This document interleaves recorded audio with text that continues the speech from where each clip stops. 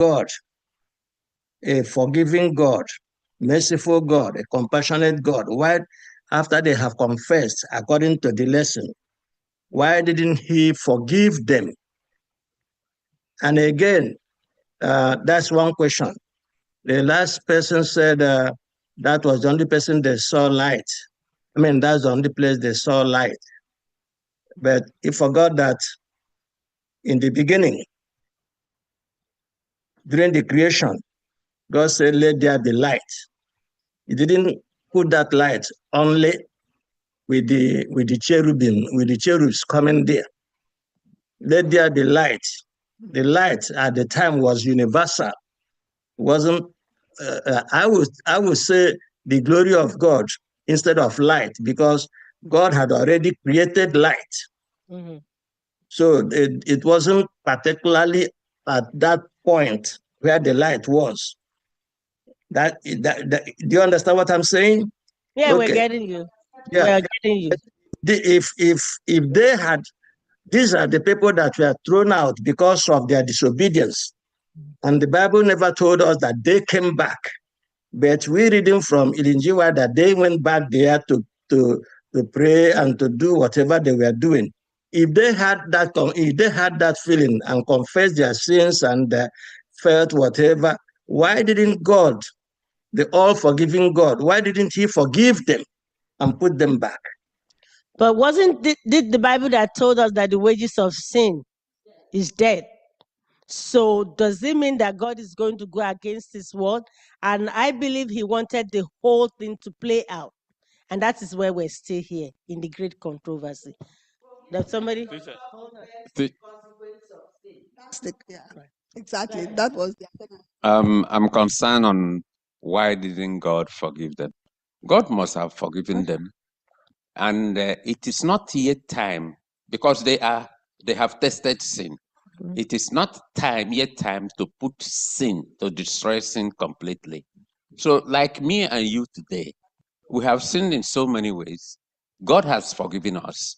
That has God taken us to heaven? There be a time when sin will be destroyed completely.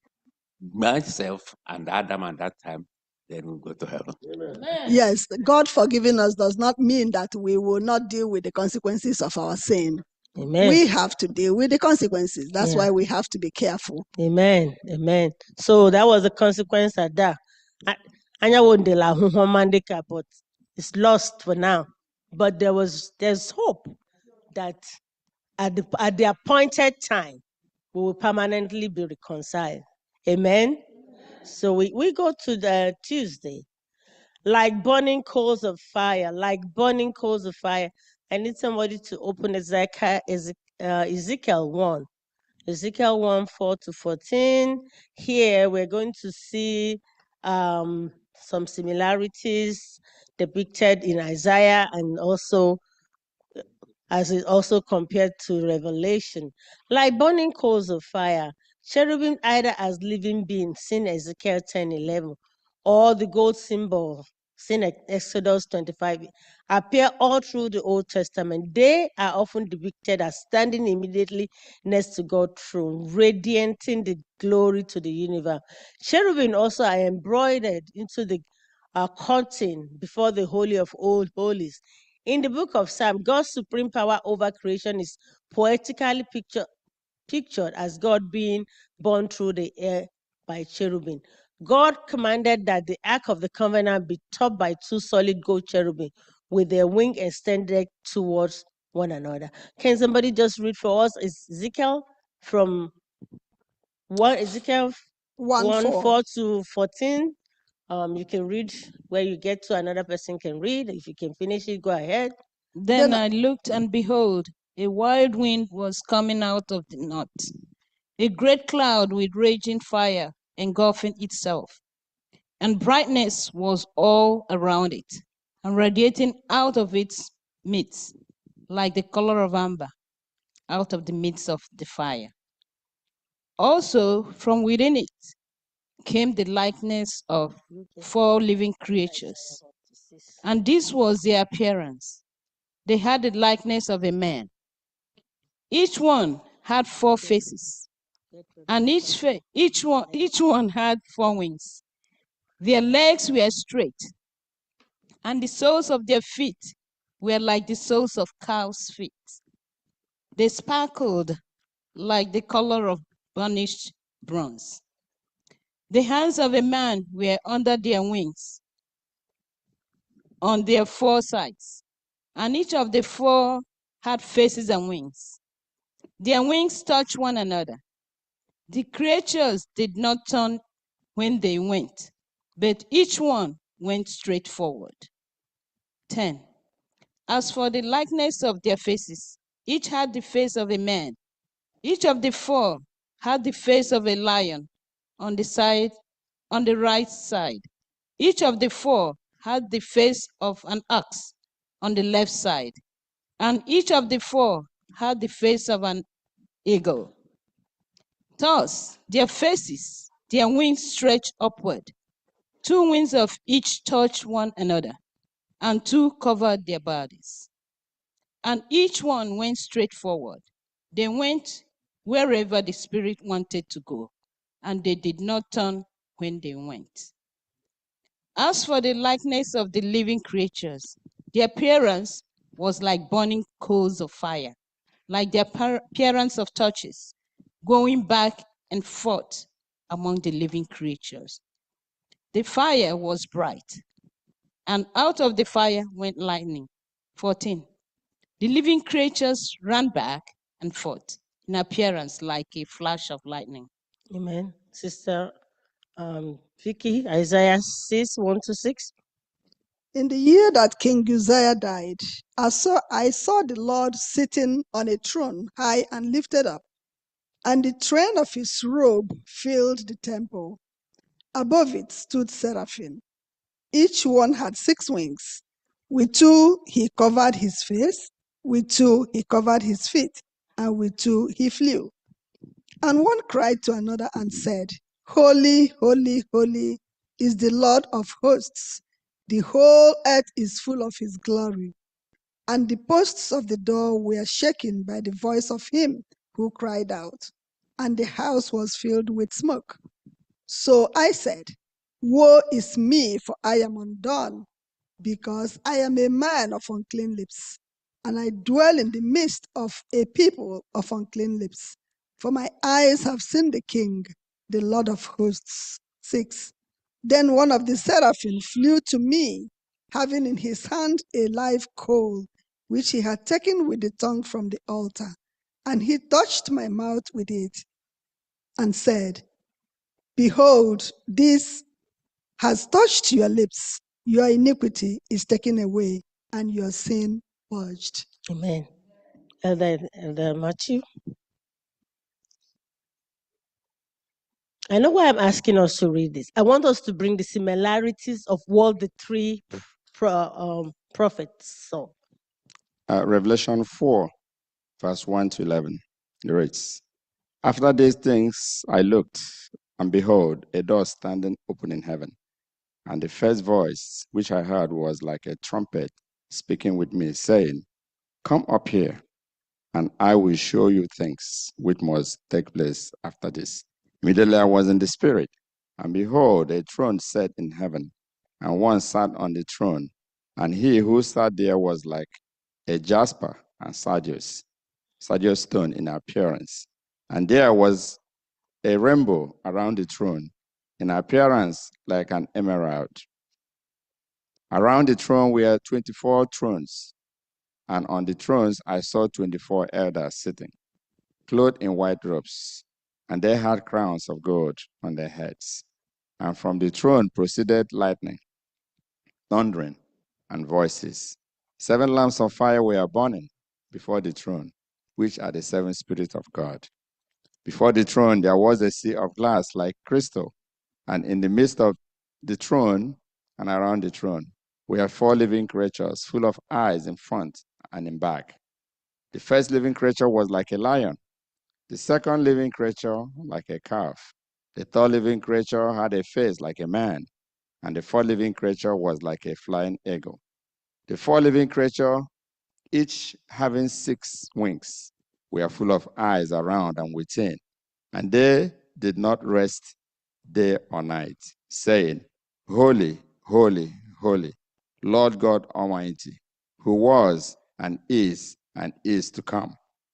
Whenever the living creatures give glory and honor and thanks to him who sits on the throne, who lives forever and ever, the 24 elders fall down before him who sits on the throne and worship him who lives forever and ever, and cast their crowns before the throne, saying, You are worthy, O Lord, to receive glory and honor and power, for you created all things, and by your will they exist and we are created. Amen?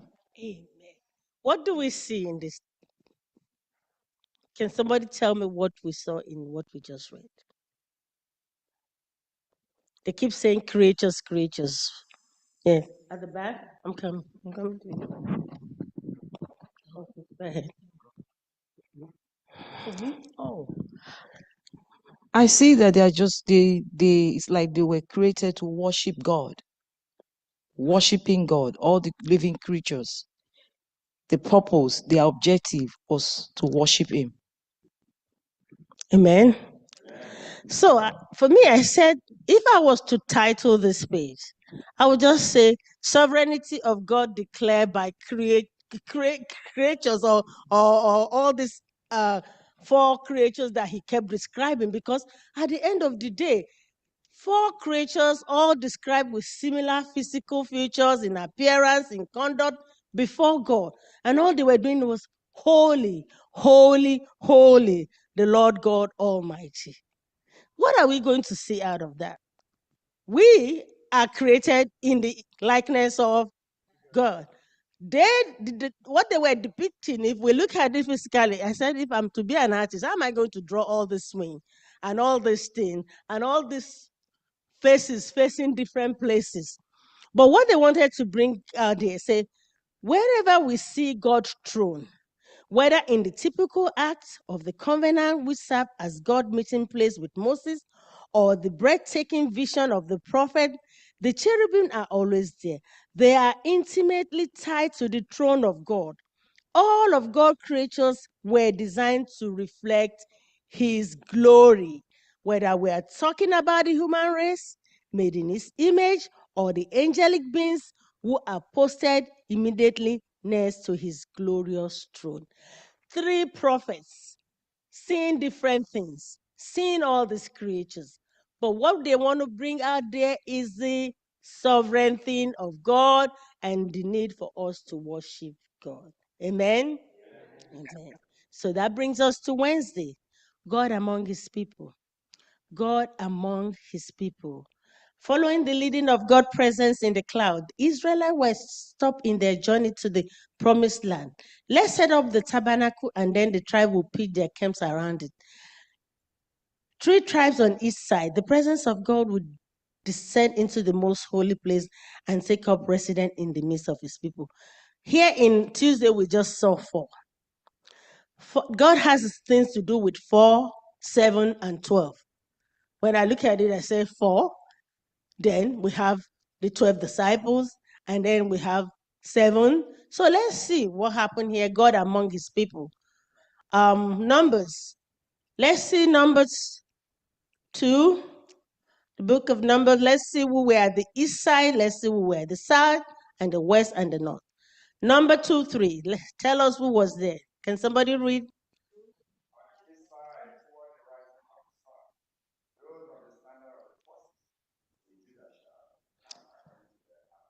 So we see that it was the tribe of the Judah. Okay. Let's see on the south side. Numbers 2:10.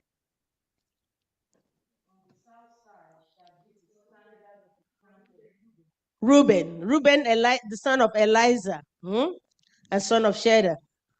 On the west side, On the west side shall be the standard of the forces with Ephraim, according to their armies.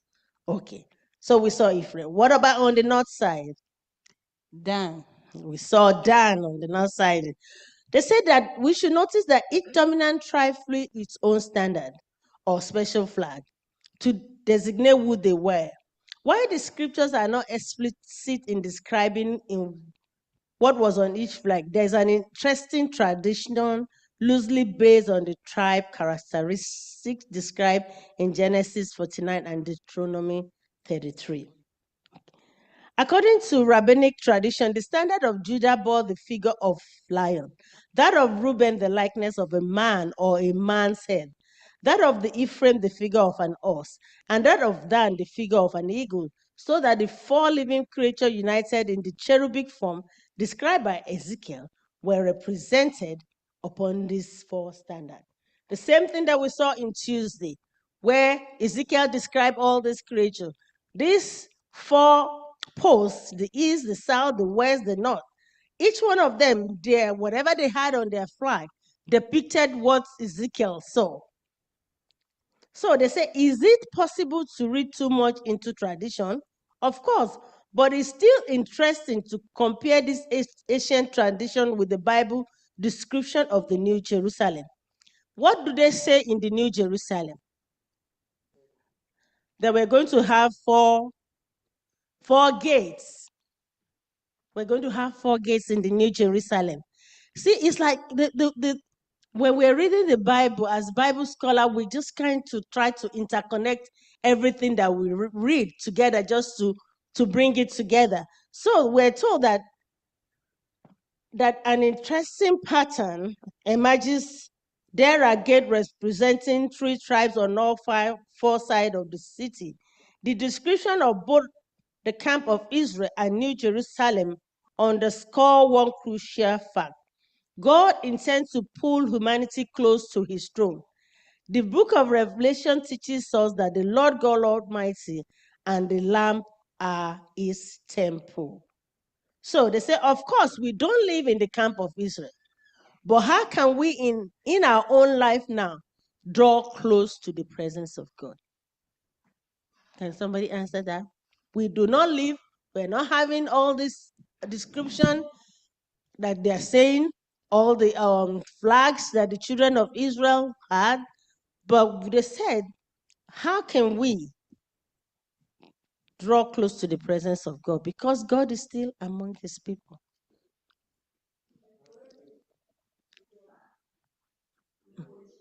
Okay.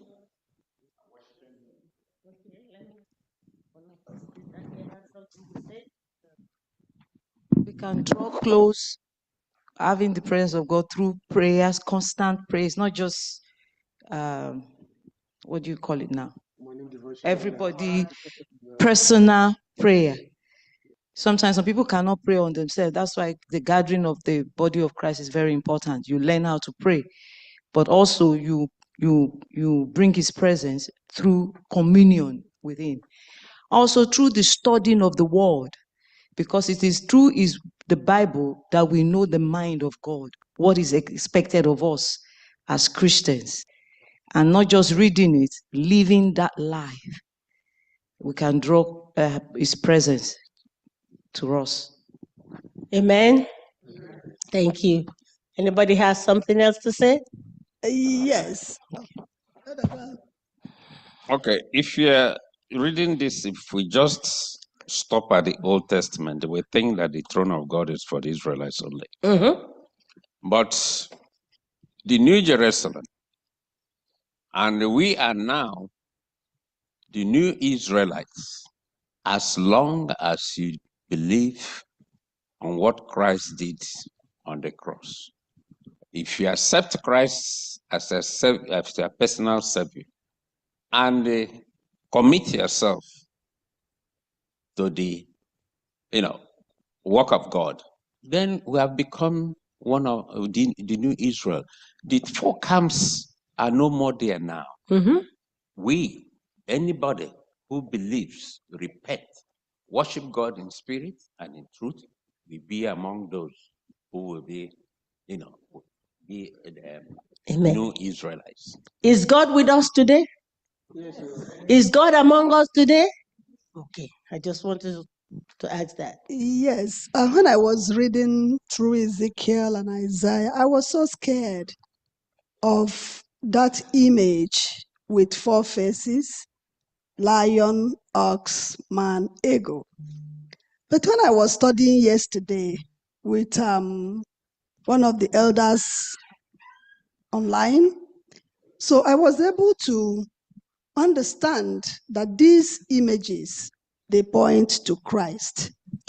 Like the lion, He's the lion of the tribe of Judah. Mm-hmm. Like the ox, the calf, the sacrificial lamb. Mm-hmm. Like man, he came in the form of humanity. He came as a human to dwell amongst us.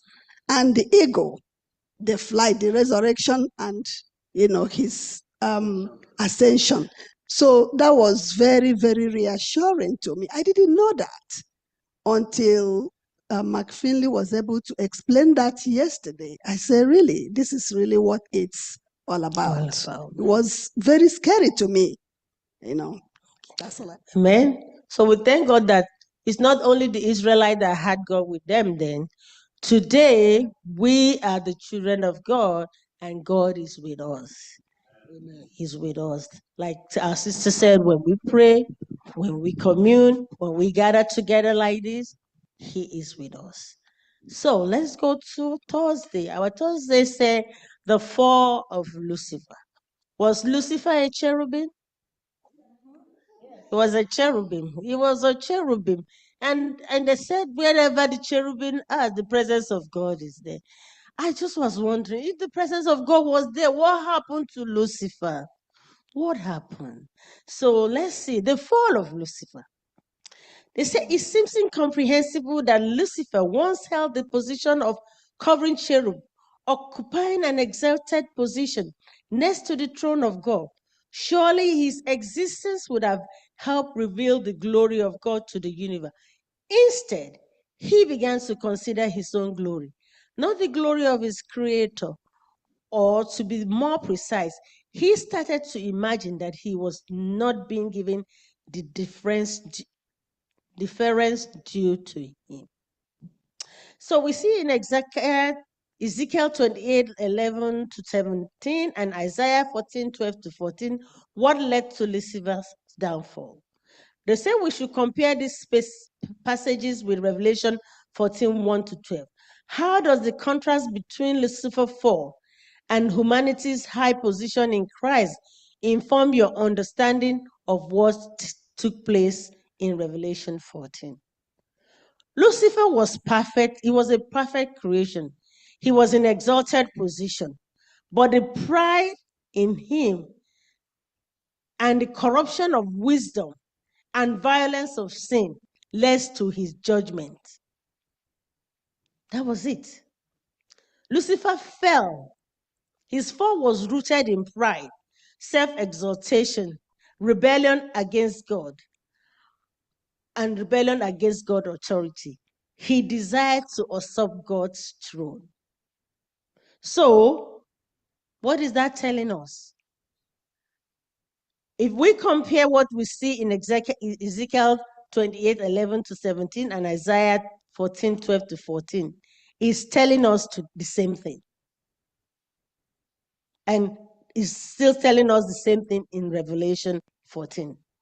They say, notice how Lucifer was removed from the holy mountain. Why the redeemed stand on Mountain Zion with the lamp of God? Lucifer is said to have been in Eden. The human race was also once there. But in contrast to Satan's fate, humanity is being restored to paradise through Christ. Amen. Lucifer is not restored. But you and me, through Christ, we are being restored. But we got to learn something from Lucifer. What are we learning? Before we leave there, what are we learning? What about the pride that was in him? What was about the exaltation that was in him? Sometimes I just like when we read things like this, it's just for us to bring it home. Let's bring it home now. Let's think about all this thing that has been said about Lucifer. Where does it impact me? Where does it affect me? Is there anything that has been found in Lucifer that is in me? Let's ask ourselves that question. Let's not jump and say, Lucifer, Lucifer, Lucifer. Now, let's see what has been said. He was perfect, created. He was with God. He was in the presence of God. Somehow sin was found in him. Violence was found in him. Pride was found in him. Exaltation of himself was found in him. Then that makes me to apply it to myself. And I'm asking you to also apply it to yourself. We're not just reading about the fall of Lucifer. What made Lucifer to fall could also lead to the fall of me and you if we accept to allow the Holy Spirit to purge us. Isaiah saw himself and he said, what? Please help me. I'm a man of unclean lips. And then I live among people with what? Unclean lips are mine. So may the Lord help us as we are looking at Lucifer. And I want to read. It said in this context, the following quote from Ellen White is very instructive. Heaven will triumph for the vacancy made in heaven by the fall of Satan and his angels, and we will be filled by the redeem of the Lord. Amen. So the vacancy that was left by Lucifer and his angels is for you and me. But however, we got to play our parts. Amen. May the Lord help us. So I'm going to bring out to the Friday. He said, why Lucifer, I'll read one thing again to us. Say, why Lucifer was thrown out of heaven, Jesus willingly came down. That's the difference between Jesus and Lucifer. Lucifer was thrown out of heaven, but Jesus willingly came down to do what? To redeem us with his own blood. Jesus was humble. He was the opposite of Lucifer. And that's what Jesus, we said every day, we say, Lord, I want to be like Jesus in my life. Okay, this is where it brings it down. Being humble, not exalting ourselves. Even when we offend each other, we forget and let it go. Not dwelling in sin. May the Holy Spirit keep exposing himself, exposing ourselves. When he exposes yourself to you and you accept it and you move with it and you reconcile. Amen. So I'm going to read. Says Satan, once a covering cherub, sought to destroy confidence in God's throne. God has not allowed fallen angels to continue in their rebellion to show the universe the depth of wickedness that come from self-exaltation. Just like you said, the whole scenario is going to play out because God has forgiven, but he's allowing everything to play out. And why Satan managed to deceive the human race into joining his war against God? Christ utterly defeated him at the cross, securing a place for humanity where fallen angels once stood. Sinner in Christ who publicly turned against Lucifer's claim. The final scenario is in some way an even greater revelation of God's goodness and love than has existed prior to Lucifer's fall. Though God never ordained that evil should exist, and it is tragedy with eternal consequences, when it's all done, the goodness and love of God will be revealed in the way they otherwise never would have been. Christ looks upon the redeemed, renewed in his own image, every heart bearing the perfect impress of the divine, every face reflecting the likeness of the King. He beholds in them the result of the travail of his soul, and he is satisfied. Then in a voice that reaches the assembled multitude of the righteous and the wicked, he declared, behold, the purchase of my blood, for this I suffered, for this I died, that they might dwell in my presence throughout eternal ages. And that the song of praise ascend from the white robe ones about the throne. Worthy is the Lamb that was slain to receive power and riches and wisdom, strength and honor, glory and blessing. Amen. In final conclusion, just like you were studying with Mark Finley, I studied with him too. Mark Finley said something. He said, if we summarize this lesson, he said we see 5C. He said we'll see the Creator, how God led, how he created us. He said we'll see confession, how he led us to confession. We will see commitment. commitment and for us to do what? To go for mission. You see, we'll see cleansing, and above all, we'll see contentment. So when you live for God and serve God, there's commitment. There's what? There's contentment. May the Lord grant us and give us contentment in Jesus' name.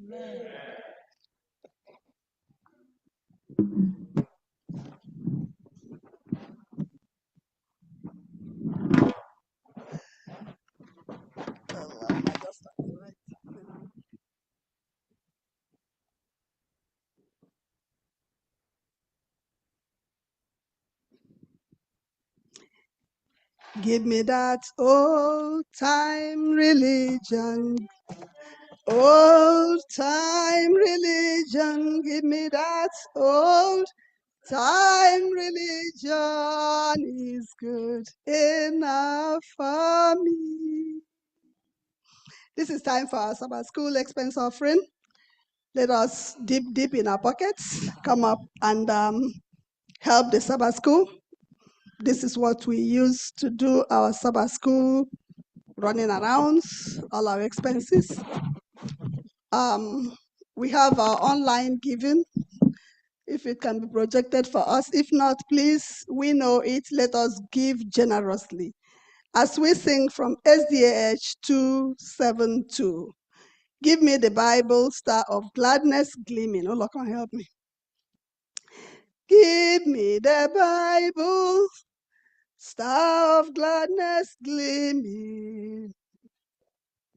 Give me the Bible, star of gladness gleaming, to cheer the wanderer, lone and tempest tossed.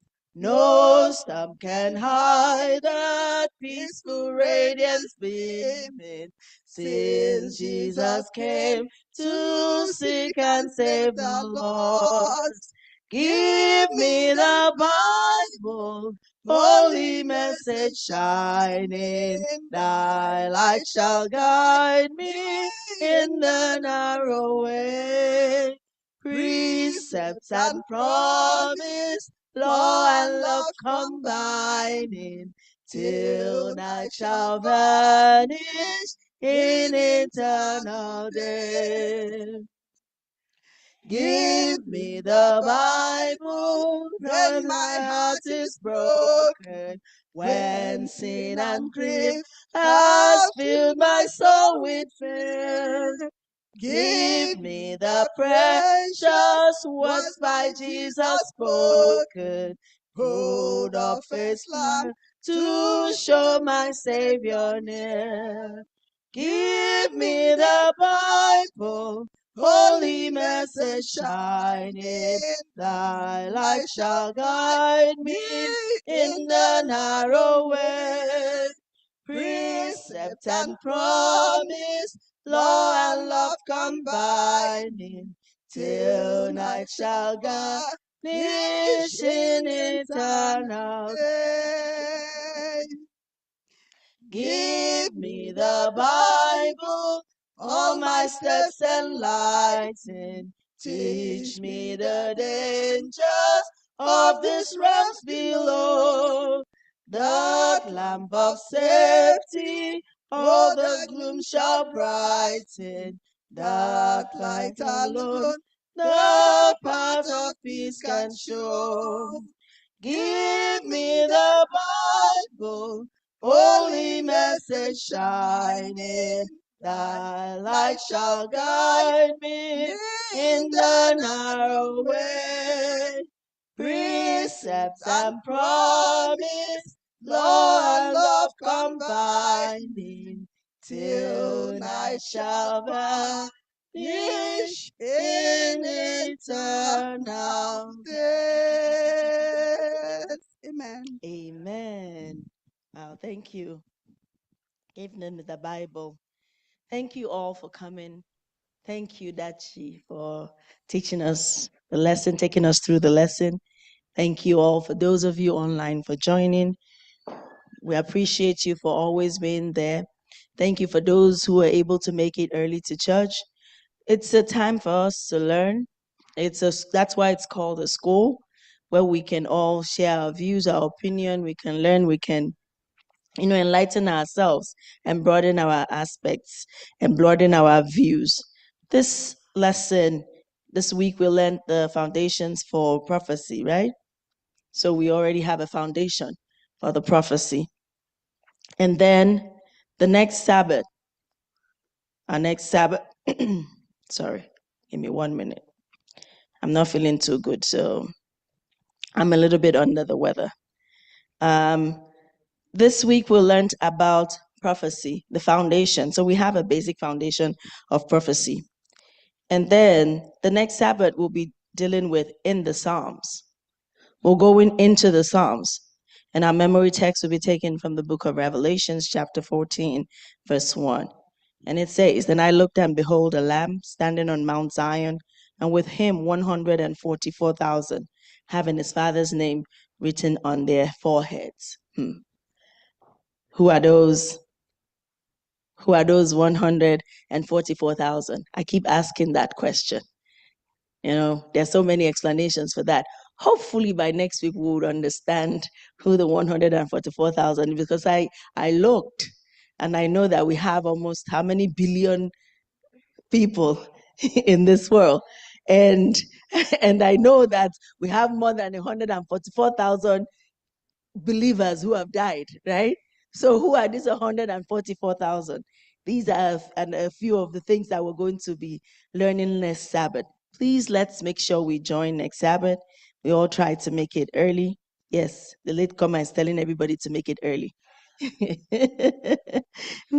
May the Lord help us as we study his word, but not just study his word, but help us to be able to put these words into practice, that they reflect in our lives, they change our lives, and our lives are never the same. It's a daily process, and may the Lord make our journey a worthwhile journey in Jesus' name. Amen. We'll bring this service to a close by singing from our hymn, SDH 359, "Hark the Voice of Jesus Calling." SDH 359. Hark the voice of Jesus calling. Hark the voice of Jesus calling.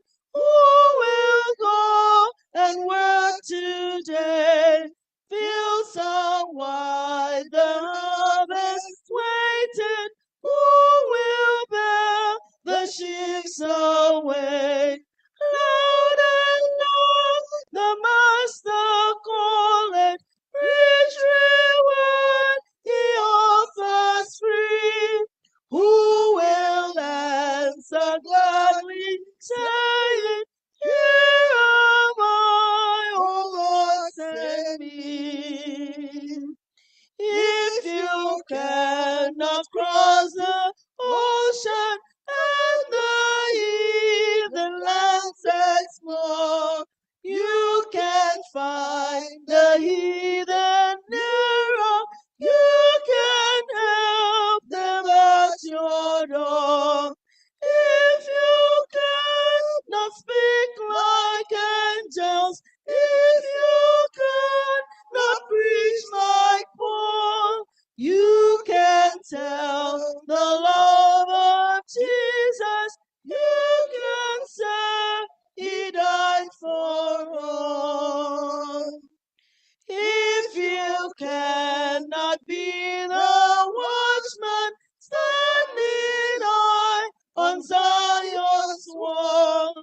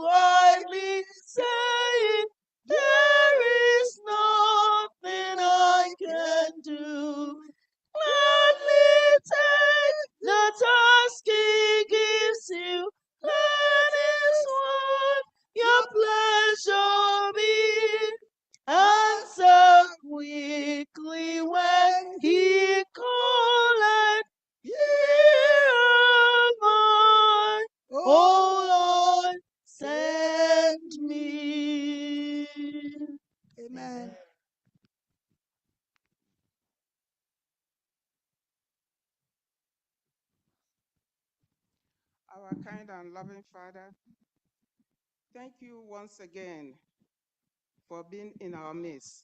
Lord, we have learned this morning that we are very, very imperfect. We are asking you, Lord, to be able to be submissive and be able to live a life that will reflect Christ. And just to know that Christ has died to redeem us. As we go to the second segment of our worship, Lord, we ask your Holy Spirit to continue to dwell in us, to be with us. May your blessings, Lord, follow us today as we go, to remain with us throughout the upcoming week. For we ask in Christ Jesus. Amen. Amen. Thank you all for being with us today. Thank you for worshiping with us during the Sabbath school. Please join us same time next Sabbath as we worship and learn from the foot of the cross. And may the Lord bless us all. That the blessings of the Sabbath be our portion now and forevermore. In Jesus' name, amen. We welcome you to Sabbath school.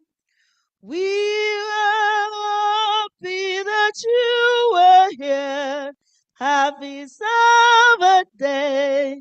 Happy Sabbath day to you all. Till we meet again.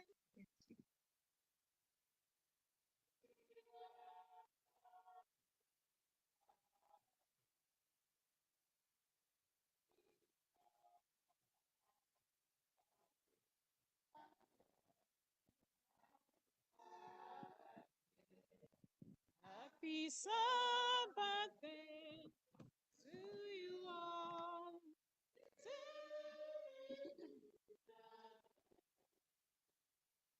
Amen.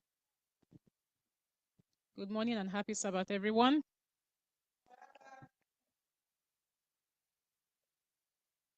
Let us prepare to sing some songs to the glory of God as we wait on the divine service. A chorus, a song in your heart, a chorus.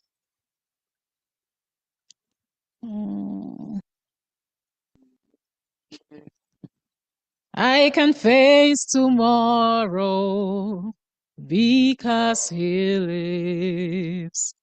All fear is gone because I know he holds my future, and life is what I live in just because he lives. Because he lives, I can face tomorrow. Because he lives, all fear is gone. Because I know he holds my future, and life is what I live in just because he lives. God sent his son. They called him Jesus. He came to love, heal, and forgive. He lived and died to buy my pardon. An empty grave is there to prove my Savior lives. Because he lives, I can face tomorrow. He lives, all fear is gone, because I know he holds my future, and life is what I live in just because he Choristers, please head upstairs. Choir members, please head upstairs. SDH 604. Let us pick up our hymns. XDAH 604. We know not the hour of the Master's appearing. We know not the hour of the Master's appearing. Yet signs all foretell that the moment is nearing. When he shall return, 'tis a promise most cheering, but we know not the hour he will come. Let us watch and be ready. He will come. Hallelujah, hallelujah. He will come in the clouds of his Father's bright glory, but we know not the hour. There's light for the wise who are seeking salvation. There's truth in the books of the Lord's revelation. Each prophecy points to the great consummation, but we know not the hour he will come. Let us watch and be ready. He will come. Hallelujah, hallelujah. He will come in the clouds of his Father's bright glory, but we know not the hour. We'll watch and we'll pray with a lamp streamed and burning. We'll walk and we'll wait till the Master's returning. We'll sing and rejoice, every old man discerning, but we know not the hour he will come, he will come. Let us watch and be ready, he will come. Hallelujah. He will come in the clouds of his Father's bright glory, but we know not the hour. Amen. 416. 416. The judgment has set. Yes. 416. The judgment has set, the books have been opened. The judgment has set, the books have been opened. How shall we stand in that great day, when every thought and word and action God the righteous judge shall weigh? How shall we stand in that great day? How shall we stand in that great day? Shall we be found before him wanting, all with our sins all washed away? The work is begun with those who are sleeping. Soon will the living here be tried. Out of the books of God's remembrance, his decision to abide. How shall we stand in that great day? How shall we stand in that great day? Shall we be found before him wanting all with our sins all washed away? Oh, how shall we stand that moment of searching when all our sins, those books reveal, when from that court each case decided shall be granted no appeal. How shall we stand in that great day? How shall we stand in that great day? Shall we be found before him wanting all with our sins all washed away? Amen. 532.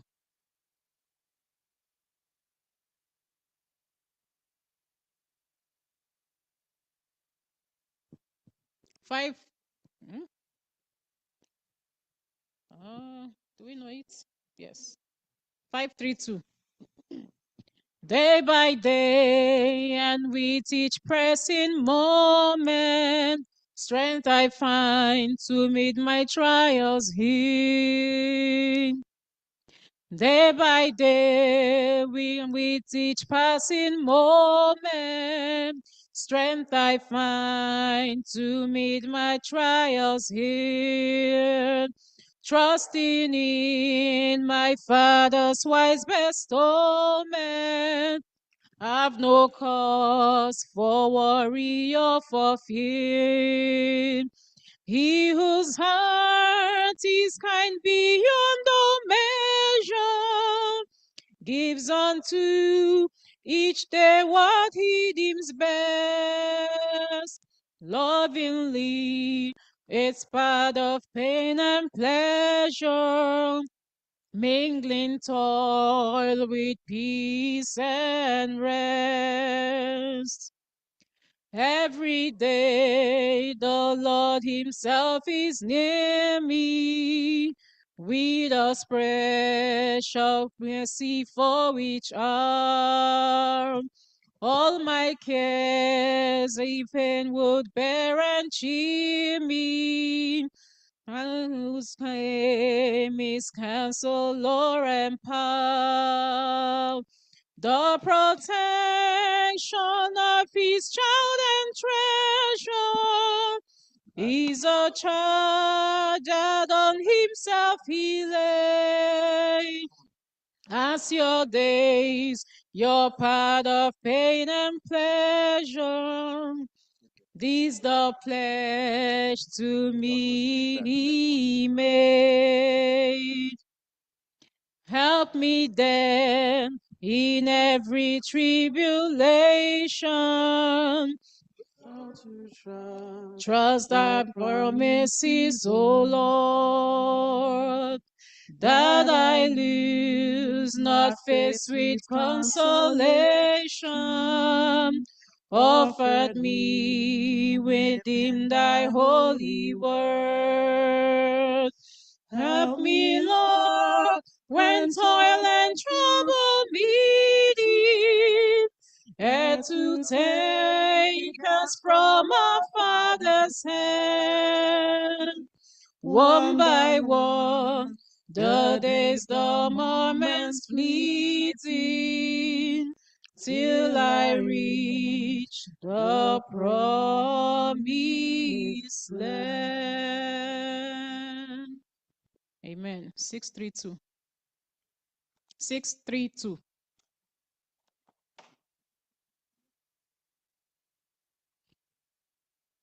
Until then, my heart can sing when I pause to remember.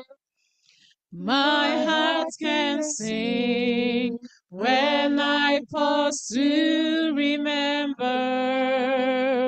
Our heart take here is but a stepping stone along a trail that's winding always upwards. This troubled world is not my final home. But until then, my heart will go on singing. Until then, with joy I'll carry on. Until the day my eyes behold the city. Until the day God calls me home. The things of earth will dim and lose their value if we recall they're borrowed for a while, and things of earth that cause my heart to tremble. Remember that will only bring a smile. Until then, my heart will go on singing. Until then, with joy I'll carry on.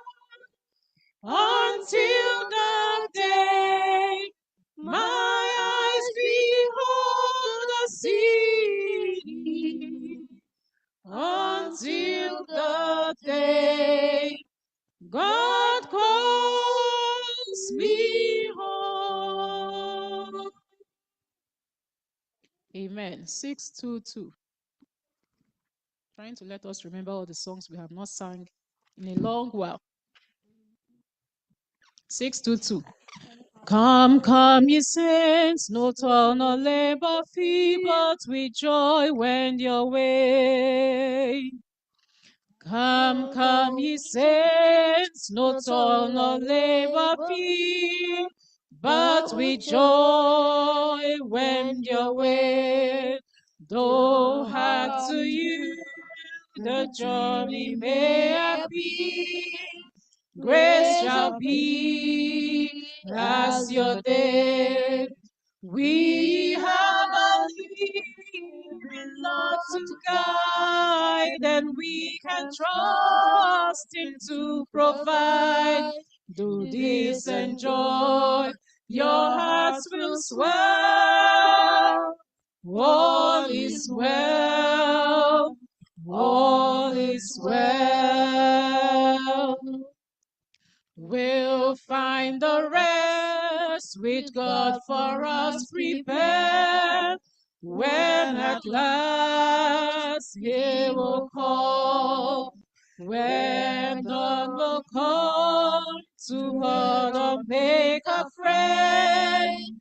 He will reign over all. We will make the earth with music ring, shall praise to God, our Lord and King. Oh, how we'll make the chorus swell. All is well, all is well. Amen. Now I need a number. 88. I sing the mighty power of God. I sing the mighty power of God that made the mountains rise. I sing the mighty power of God that made the mountains rise, that spread the flowing seas abroad and built the lofty skies. I sing the wisdom that ordained the sun to rule the day. The moon shines full at his command, and all the stars obey. I sing the goodness of the Lord that filled the earth with food. He formed the creatures with his word and then pronounced them good. Lord, how thy wonders are displayed, where I turn my eye, if I survey the ground I tread, or gaze upon the sky. There's not a plant or flower below, but makes thy glories known. And clouds arise and tempests blow by order from thy throne. Creatures that borrow life from thee are subject to thy care. There's not a place where we can flee, but God is present there. Amen. Amen. Come we that love the Lord. 422.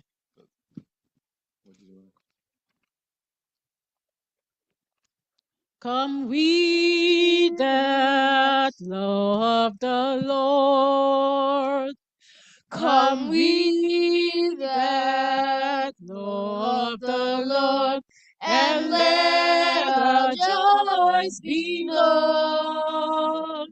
Join in a song with sweet accord. Join in a song with sweet accord, and those around the throne, and those surround the throne are marching. We're marching to Zion. Beautiful, beautiful, beautiful sound. Young we're marching upward to Zion, yonder beautiful city of God. Let those refuse to sing who never knew our God, but children of the heavenly King, but children of the heavenly King. Oh, may speak their joys abroad, may speak their joys abroad. We are marching, we're marching to Zion. Beautiful, beautiful, beautiful Zion. Yon we're marching upward to Zion, the beautiful city of God. The hills of Zion yields 1,000 sacred sweets before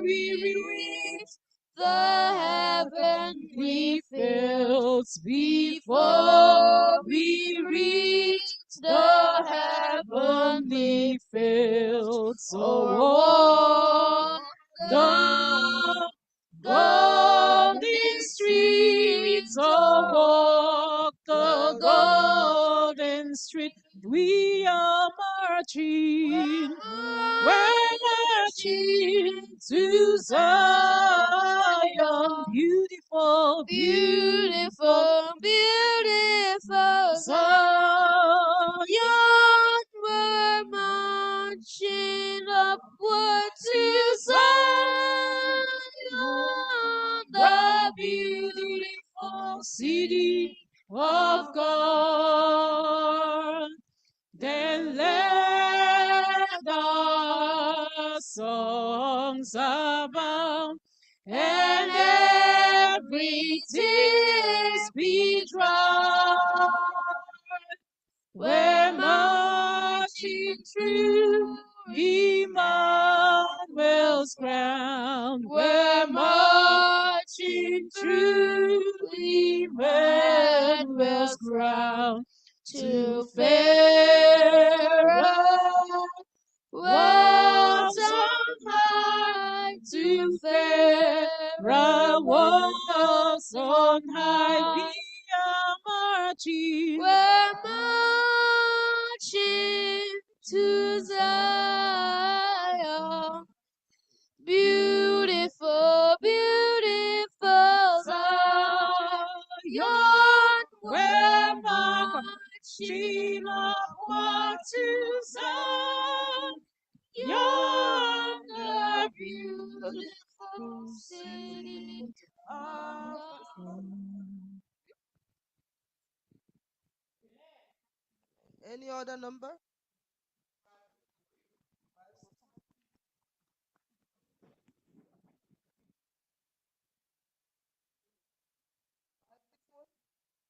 Are you started, please?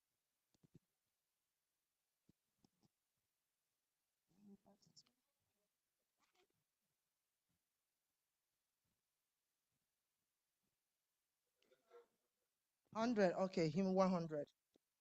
Great is thy faithfulness, O God, my Father. Great is thy faithfulness, O God, my Father. Great is thy faithfulness, O God, my Father. There is no shadow of turning with thee. Thou changest not, thy compassions, they fail not. As thou hast been, thou forever will be.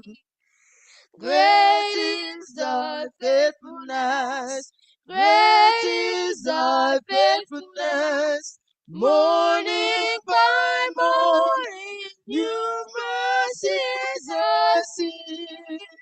All I have needed, thy hands hast provided. Great is thy faithfulness, Lord, unto me. Summer and winter and springtime and harvest, sun, moon, and stars in their courses above, join with all nature in manifold witness to thy great faithfulness, mercy, and love. Great is thy faithfulness, great is thy faithfulness. Morning by morning, new mercies I see. All I have needed, thy hands hast provided. Great is thy faithfulness, Lord, unto me. Pardon for sin and the peace that endureth, thine own dear hands to cheer and to guide. Strength for today and bright hope for tomorrow. Blessings all mine with 10,000 beside. Great is thy faithfulness. Great is thy faithfulness. Morning by morning, new mercies I see. All I have needed, thy hands have provided. Great is thy faithfulness, Lord, unto me. Any other number? It's so sweet to trust in Jesus. 'Tis so sweet to trust in Jesus. Sorry? 524? Yes, 'tis so sweet to trust in Jesus. 'Tis so sweet to trust in Jesus. 'Tis so sweet to trust in Jesus, just to take him at his word, just to rest upon his promise, just to know thus says the Lord. Jesus, Jesus, how I trust him, how I prove thee more and oh, Jesus, Jesus, precious Jesus, oh, for grace to trust him more. Oh, how sweet to trust in Jesus, just to trust his cleansing blood, just in simple faith to plunge me near the healing cleansing flow. Jesus, Jesus, how I trust him, how I prove thee more and oh, Jesus, Jesus, precious Jesus, oh, for grace to trust him more. Ugo, you did a great job. Your voice is great. Thanks.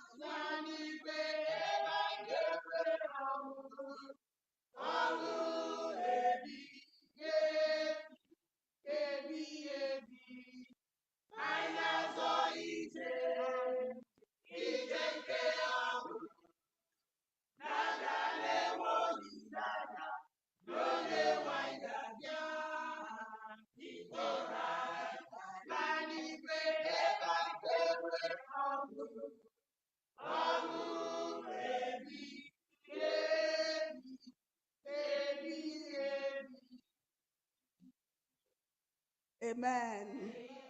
Please be seated. Happy Sabbath, church. The Lord is good and all the time, and that is his nature.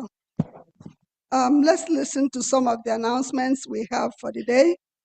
We welcome all our guests, those worshiping online and in person today. We welcome you to this Sabbath worship, and we pray as you continue to worship with us through the year that God will be with you and answer your prayers when you call.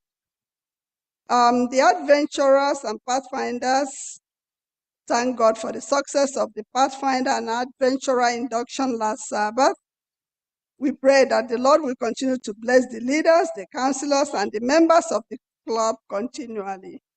We also pray for them as they prepare for the camporee in June. We thank the Lord for the inspiring and spirit-filled health ministry week of prayer that began on Monday with the theme, Health is a New Wealth. It has been very enriching and rewarding. We thank each of the presenters for the timely message. If you have been attending, you can testify to that. They have really, really blessed us this week. To the ministry leader and her assistants, we pray that the Lord will continue to bless them. Tomorrow, Sunday, the 18th, is the Community Health Fair. It will be held here in the parking lot of our church. Everyone is encouraged to attend. Invite your friends and family. Please come. The time is 12 o'clock. Please try to be here. We would like to request all the women of the church to come tomorrow at 10 a.m. to package the food items to be distributed to our guests tomorrow. The women, please come in here 10 o'clock tomorrow so that we can be able to package the food and get ready for the 12 noon community health fair. We would also request that all men should also come at the same time to assist with the setup of the venue. Please, all men, please come at the same time. May the Lord bless us all as we attend and assist. The Welfare Fund program for this 2025 will be ending at the end of this month. I think we have only 2 weeks to the end of May. If you have not donated, you have not made your own contribution of $100 per person, please do so. It will soon be closing. Let us endeavor to attend the weekly prayer meetings. Wednesdays will be 8 p.m. And we are studying from the books of Acts of the Apostles. Friday, Vesper is 7 p.m. Teachers class, pastors class is 8 p.m. on Fridays. Today, the Vesper is at 6 p.m. every Sabbath. Online prayer is at 9 a.m. and 9 p.m. Sunday through Tuesday, then Thursday. We have a prayer line number and the code. The elder for the month of May is Elder Chigozie Mepere, and the deaconesses, Sisters Nenna Ohia Enya and Sister Chioma Wampa. Health Ministry Week of Prayer will be ending today. Tomorrow is our health fair, we know. June 6th through 8th will be Adventurer Camporee. June 6th through 8th, Pathfinder. Pathfinder Camporee. June 7th, Ernst Danny at Living Faith SDA Church, New Jersey. June 13th through 15th now is the adventure. Okay. June 28th is English camp meeting and general conference session July 3rd through 10th at St. Louis, Missouri. Let us continue to pray for each other, the sick and shut-in members, that God will continue to be with them. May God be with us today as we worship him in truth and in spirit. If there are more announcements, our first elder will bring them to us. May God be with us in Jesus' name.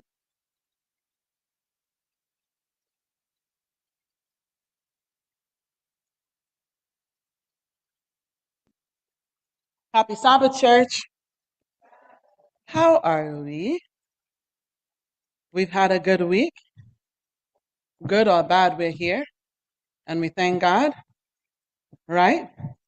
So we're going to take a few minutes and just turn around and give each other a hug, because we will not take it for granted that we are here today to see one another and to congregate. This is the day that the Lord has made, that the Lord has made. I will rejoice and be glad in it, and be glad in it. Hallelujah. This is the day that the Lord has made. I will rejoice and be glad in it. Oh, this is the day, Another day that the Lord has made. This This is is the day, this is the day that the Lord has made, that the Lord has made.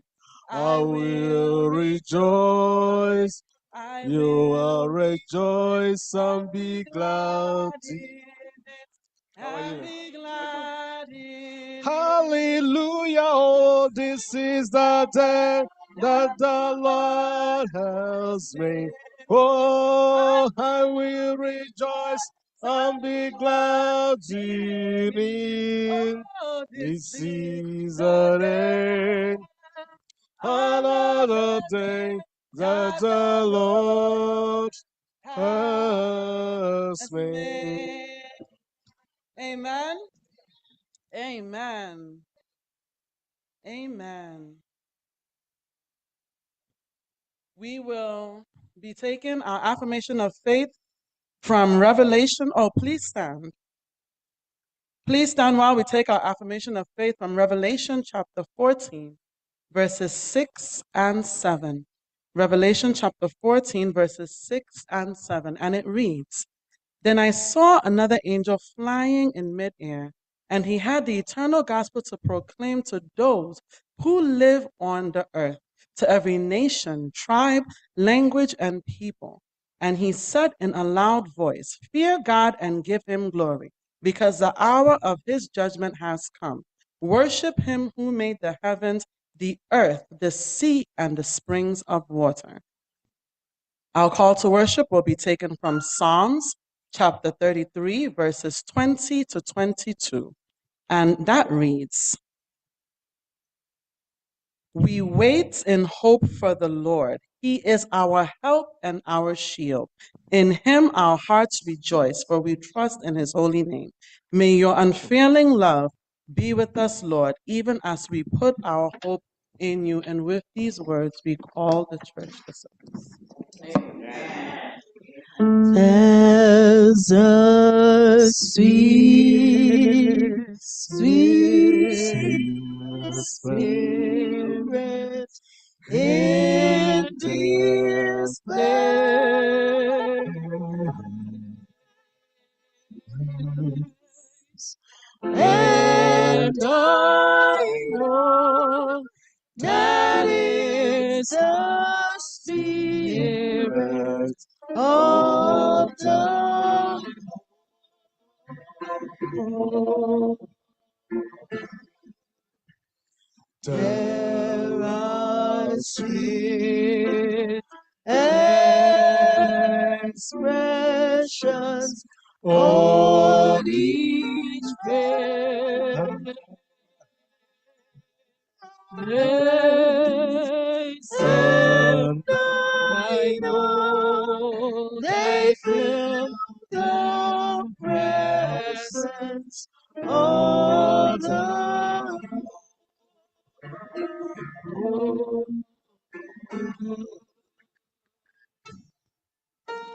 Sweet Holy Spirit, sweet heavenly dove, stand with us, filling us with your love. And for these blessings, we lift our hearts in praise. Without a doubt, we know that we have been revived when we shall leave this place.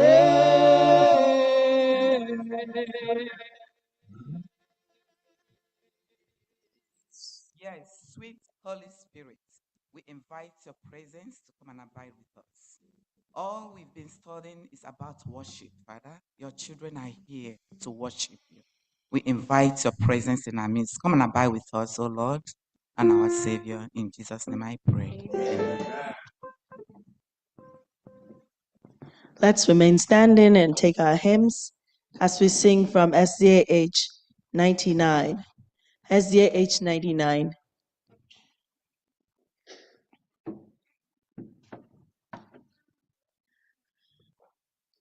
He will take care of you. God will take care of you. Be not dismayed, whatever betide, God will take care of you. Beneath his wings of love above, God will take care of you. God will take care of you through every day, all the way. He will take care of you. God will take care of you. Through days of toil when hearts don't fail, God will take care of you. When nature spares your heart to sail, God will take care of you. Oh, God will take care of you through every day, all the way. He will take care of you. God will take care of you. All you may need, He will provide. God will take care of you.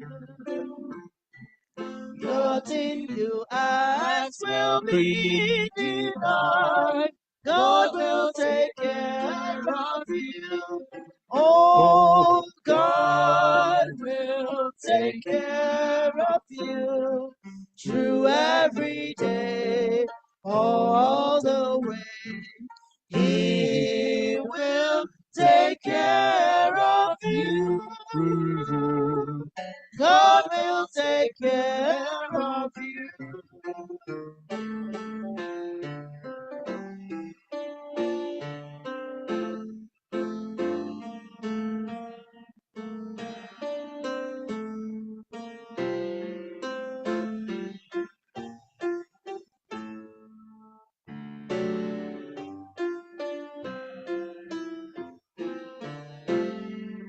No matter what may be the test, God will take care of you. Lean weary one upon his breast, God will take care of you. Oh, God will take care of you through every day, all the way. Oh, he will take care of you. God will take care of you. Oh, God will take care of you through every day, all the way. He will take care of you. God will take care of you.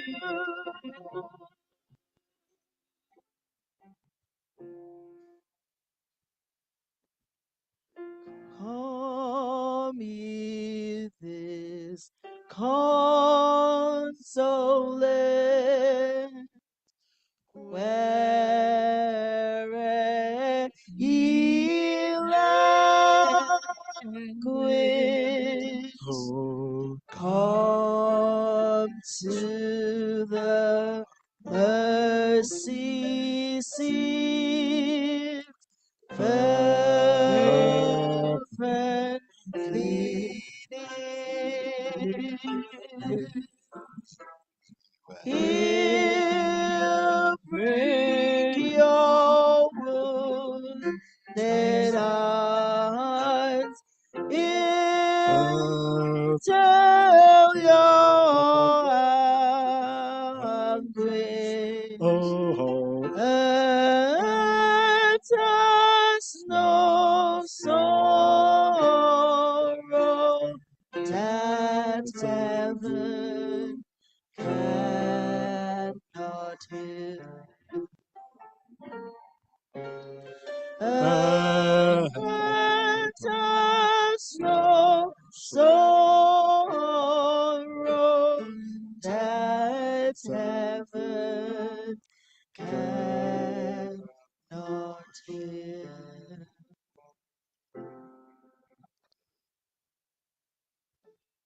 Sweet prayer, sweet prayer that calls me from the care and peace beyond the Father's love. Make all my words so riches known.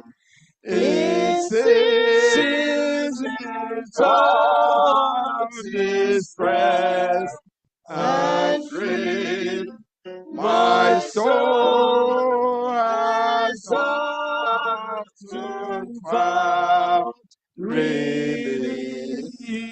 Thy arm escape the tempest snare. Thy return, sweet hour of prayer. Amen. Oh Lord, our Heavenly Father, the omnipotent, the omniscience, the beginner and finisher of our faith, the Lord who made the heaven and earth, the Lord who knew us before we were even conceived in the womb. King of glory, your children have come. Your children have gathered. Lord, our mercy, if there's any way I've offended you, if there's any way I've sinned against you, King of glory, please forgive me. May this prayer be answered by you today in Jesus' name. Amen. Oh, Lord our God, we want to thank you. We want to thank you for another wonderful Sabbath. We want to thank you for the opportunity you've given to all of us to be a partaker of this day. May the blessings of the Sabbath be on us today in Jesus' name. King of glory, we want to thank you for the week. We want to thank you for how you've led us. And we're able to come back here today to worship you. May we worship you in spirit and truth in Jesus' name. Amen. King of glory, this week, we witness your goodwill. We witness your mercy.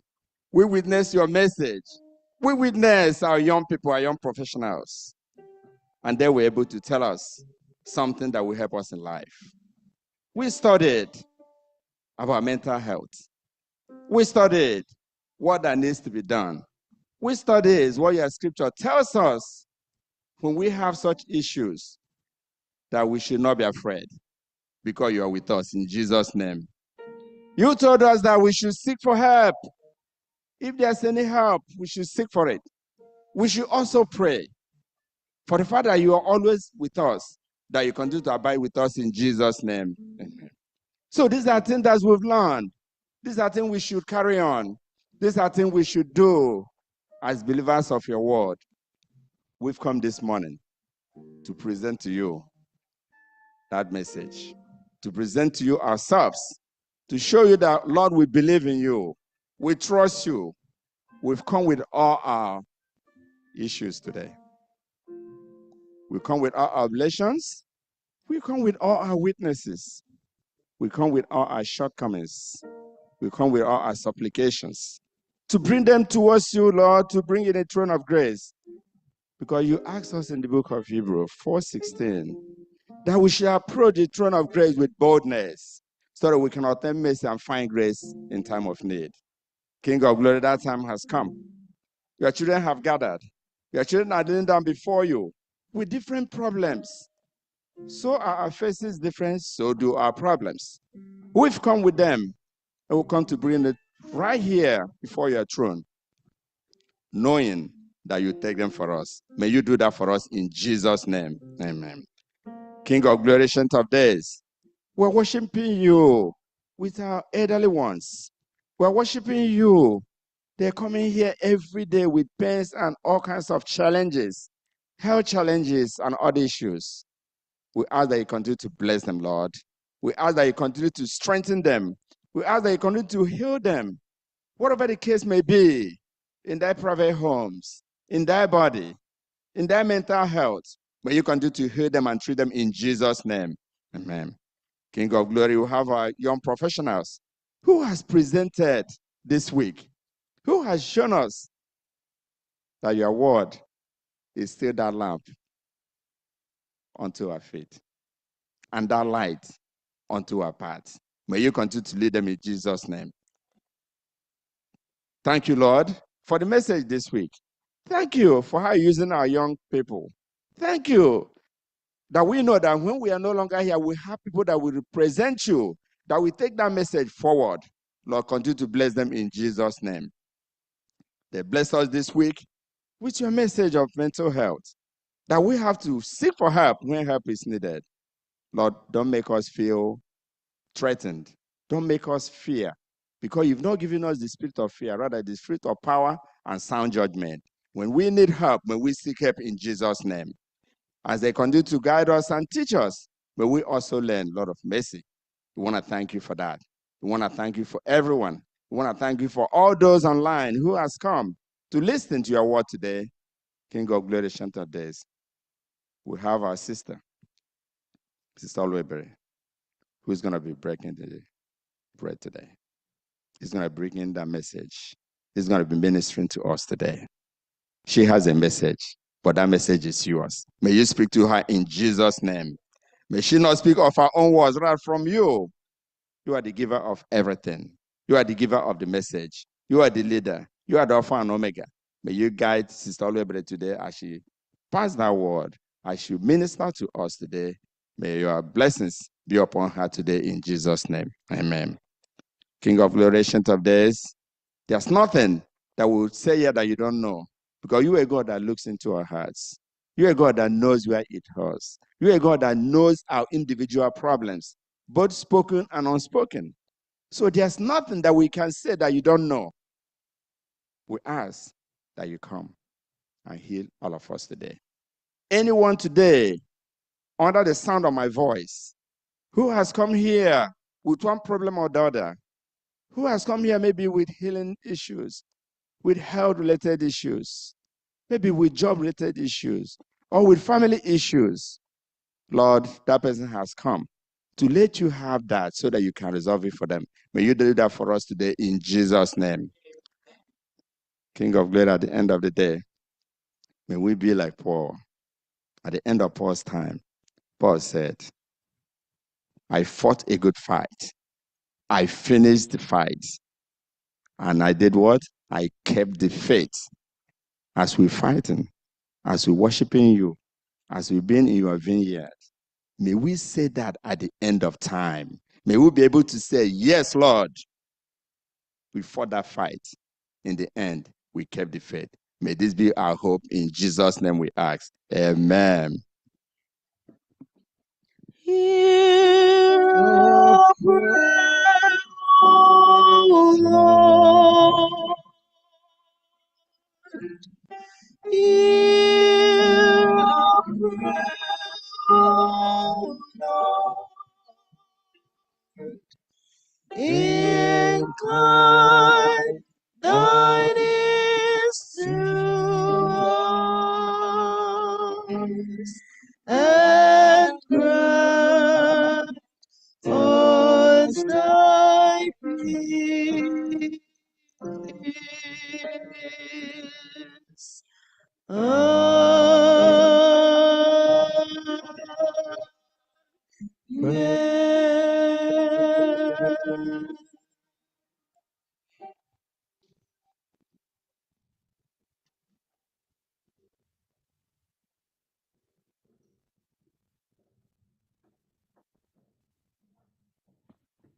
It is now time for Children's Chapel.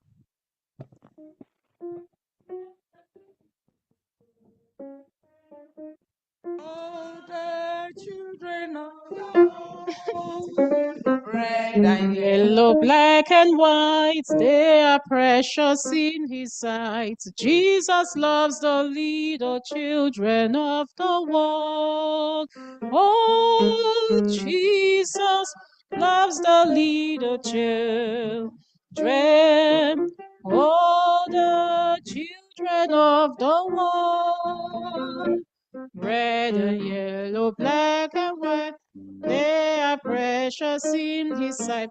Jesus loves the little children of the world. Oh, Jesus loves the little children. Oh, all the children of the world, red and yellow, black and white, they are precious in His sight. Jesus loves the little children of the world.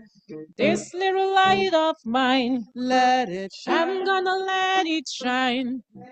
This little light of mine, I'm gonna let it shine, let it shine, let it shine, let it shine. This little light of mine, Let it I'm shine. gonna let it shine. This little light of mine, I'm gonna let it shine, let it shine, let it shine, let it shine. Don't let Satan blow it off. Ooh, no, I'm gonna let it shine. Don't let Satan blow it off. Ooh, no, I'm gonna let it shine, let it shine, let it shine, let it shine.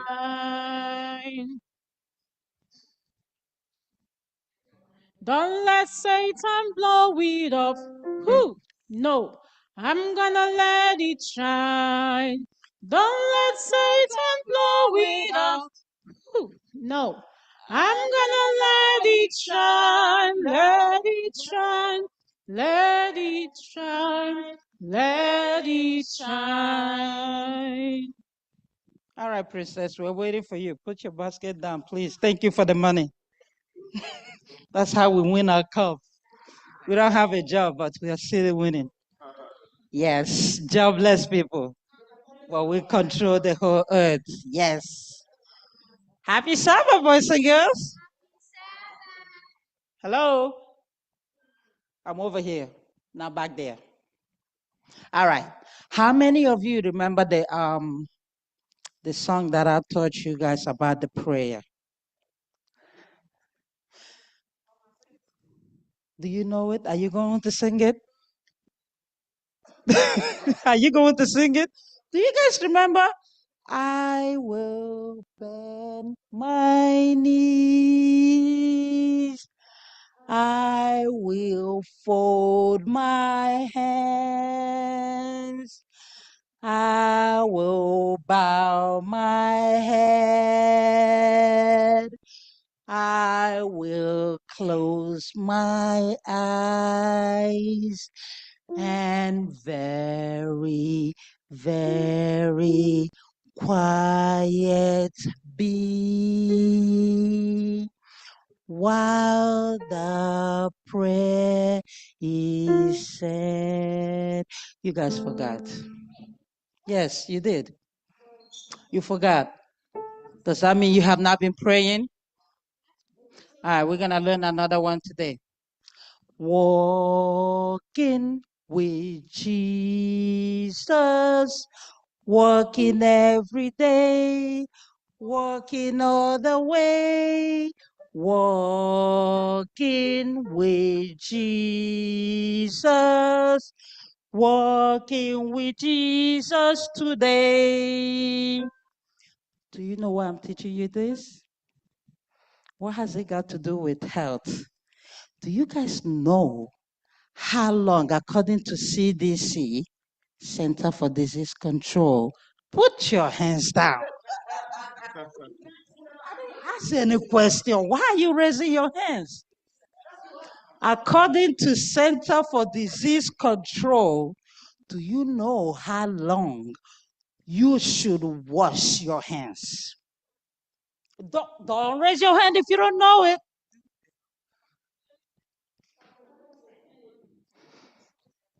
I'm going to target someone. I'll wash my hands with soap and water. Okay, very good. Do you know for how long? Longest September. Good job. How long? 20 seconds. Exactly. How long? Longer than ever. Never. You can wash your hands when you're eating when your hands are dirty. There you go. How long? You can wash your hands when your hands are dirty. How long? 20 seconds. How long? 30 seconds. 2 minutes. There should be no limit. 20 seconds. You know what I see? And don't listen. You know what I like about parents? They will always tell me the truth. I will always rely on every single parent here, and they will always tell me the truth. What are you going to do? What are you going to do to your mommy and daddy? Nothing. You can't do nothing. Even the people that are stronger than them, they will still tell the truth.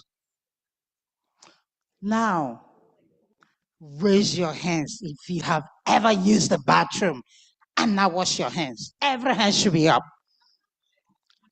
If your hand is down, I'm going to your parent. Trust me, the parents never fail me. They will tell me the truth. Raise your hands. Don't try me. Raise your hand if you have ever used the bathroom. I know you guys. I have 4 of you at home. You guys, you're playing. Oh, I gotta pee. Hey, okay, let me go back to not washing your hands. I know you guys All of you do this. Have you ever used the, not you? Okay, I'm going to mommy. You want to change your answer? Are you sure? Okay. You're going to change your answer? All right. Have you ever used the bathroom and not wash your hands? No. Fine. We're doing this. You want to change your answer? You sure? All right, let's ask mommy. She don't wash her hands always. Okay. See? I told you. Don't you guys like to? I can always depend on my parents. They will tell me the truth. It's not good. Not always. You should always wash your hands. I don't care how much in a rush that you are. You have to wash your hands for at least 20 seconds. And do you know that this song that I taught you is exactly 20 seconds? You know how I know? Because when I got a test that I'm supposed to do the children's story, I timed myself with that song. Proven. All right, let's go. Walking with Jesus, walking every day, walking all the way, walking with Jesus, walking with Jesus today. So that means from now on, I want to hear you singing that song when you're washing your hands. And until the song is done, you're not getting out of that bathroom. Do you hear me? It is 20 seconds long. And don't go with that. No, you're going to take your time. Whoa. You can even do it with praying. Praying with Jesus, praying every day, praying all the way, praying with Jesus, praying with Jesus today. I will ask your mommy and daddies if you are singing that song. And watch daddy and mommy start singing it too when they're washing their hands. Watch. I know they're going to copy it.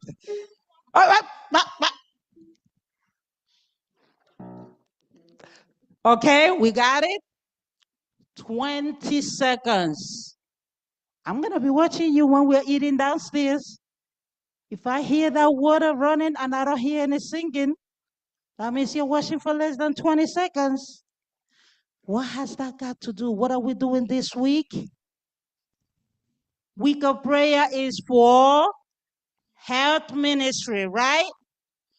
When you're washing your hands for 20 seconds, are you taking care of yourself?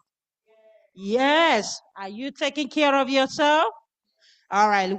Christopher is going to read 1 Corinthians 6, verses 19 to 20.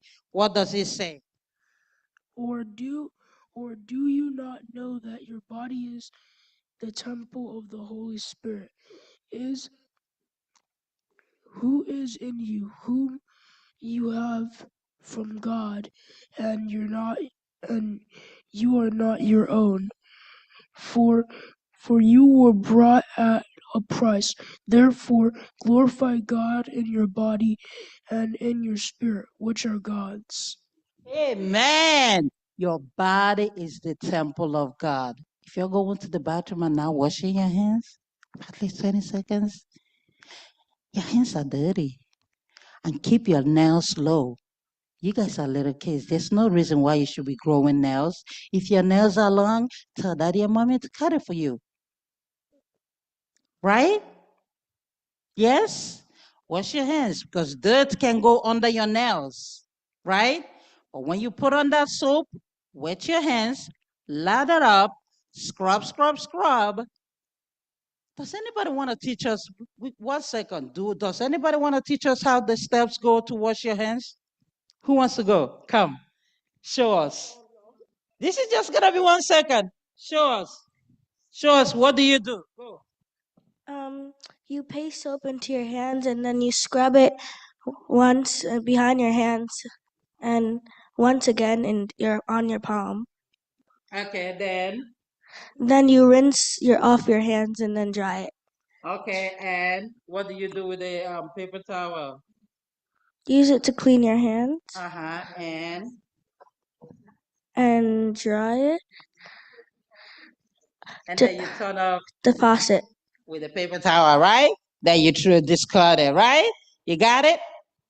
Yes, Oma. So, so you have to scrub your hands, put some soap and some scrub your hands so your nails won't be dirty, and you need to wash the hands and scrub it, and you need to turn off the lights, and you have to wash your hands for every minute. Job! Oh my goodness. All right, we need some prayers. We need a couple of prayers. Good job. My kids are so smart. They're learning a lot. And from today onward, they will be washing their hands for 20 seconds. That is a mommy, copy that. You'll be giving me expo, whether they did or not. Oh my goodness. Everybody wants, why is it that when Auntie Choma tells a story, everybody wants to pray? We will stay here all day. They will chase us out too. Oh, bless you. Bless you. Oh, my stories are always fun. Oh. Oh my goodness. We will stay here all day. Sorry, Health Ministry. Please don't chase us out.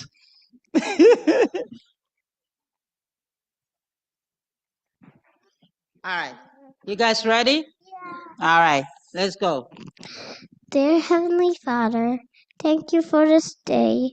Help us that we guide us, that we have a good day, and we have a good safe. Thank you, God, that you can help us to do our homework. I thank you that you can help us to do our studyings. Thank you, God, that you can help us to do our things that we have to do. And don't judge, God. Thank you that we have to help each other. And thank you, God, that you help us for sharing our love. In Jesus' name, Amen. May Jesus bless us in the blood of Jesus, because if we don't pray every day, God won't know if we need anything. Amen. To Holy Father, thank you for this day. Please help us to obey our parents. Please help us to obey our teachers. Please help us to obey our grandparents and our aunties and uncles. Help us to always wash our hands when we eat. Help us to always obey. Help us to always do our mommies and daddies do. In Jesus' name, amen. Amen. Heavenly Father, thank you for this day. Bless everybody for Jesus' name. Amen. Dear Lord, thank you for everything that you have done for us today. Oh Lord, please help us that we can keep our body clean so the germs won't come to us. In Jesus' name, amen. Amen. All right, so we're going back. Praying with Jesus, praying every day, praying all the way, praying with Jesus, praying with Jesus.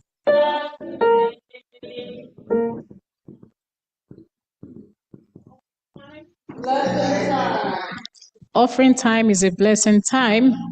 I call on the deacons to wait on us as we return our tithes and offering. You know, the Bible says in Proverbs chapter 11, verse 24, 25, give freely and become more wealthy. Be stingy and lose everything. I don't know if you've ever read it this way. It says the generous will prosper. Those who refresh others will themselves be refreshed. You know, there is one who scatters and yet increases all the more. And there is one who withholds what is justly due And yet it only results in wants. So if you hold back, it could result in more wants. At every point, you want, you want, you want. But if you give freely, you have more blessings. So this morning, we are calling and encouraging everyone to give freely from their hearts, not grudgingly, nor of necessity, for God loves a cheerful giver. A sister is thanking the Lord this morning for his deliverance, for delivering her brother. We heard the testimonies during the week, the prayer request and then the testimonies. And so Sister Olebere is thanking God for the deliverance granted to her brother, and not just him, but the entire family, and also for his protection over the entire family. May the name of the Lord be praised in Jesus' name. Amen.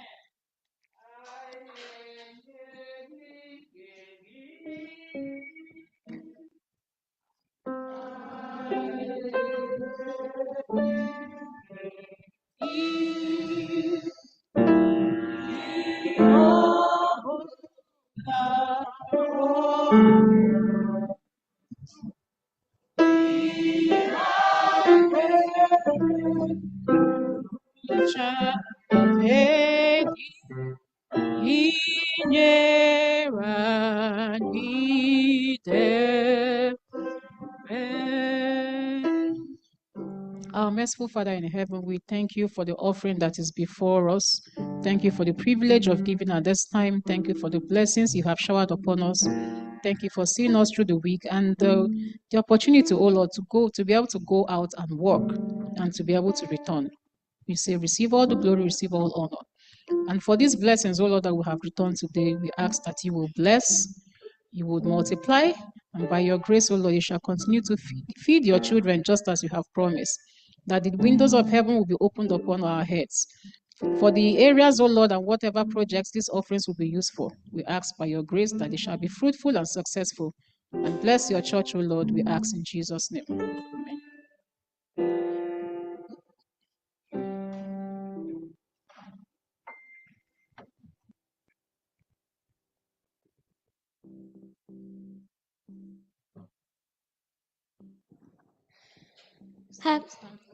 Happy Sabbath, church. May we rise for scripture reading. Our scripture reading will be taken from 3 John chapter 1 verse 1 to 3. And it says, "The elder to the beloved Gaius, whom I love in truth. Beloved, I pray that you may prosper in all things and be in health just as your soul prospers. 3. For I rejoiced greatly when Burden came and testified of the truth that is in you, just as you walk in the truth." Amen.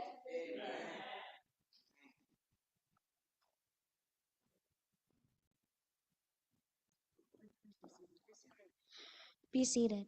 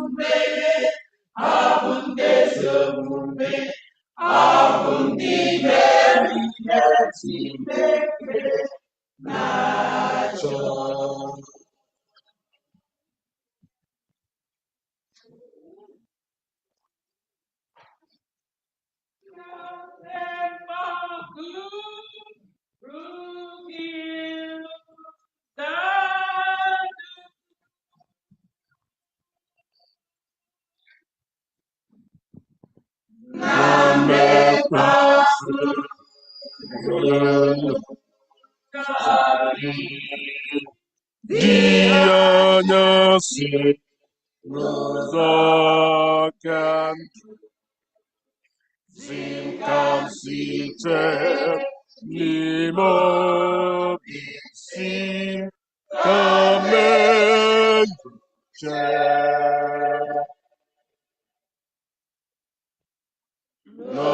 Nabiruka Suru Dem Nihindi Nagisa Nabiruka Lakam Saram Kamek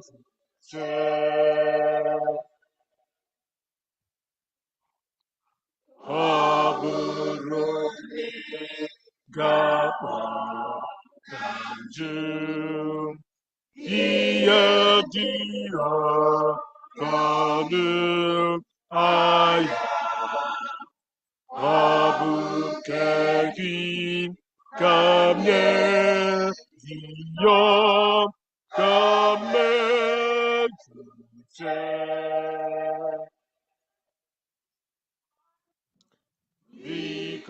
Vikagazem Uru Adim Sitenama Gide Gasi Gikam Rabom Roi Yetu Kamen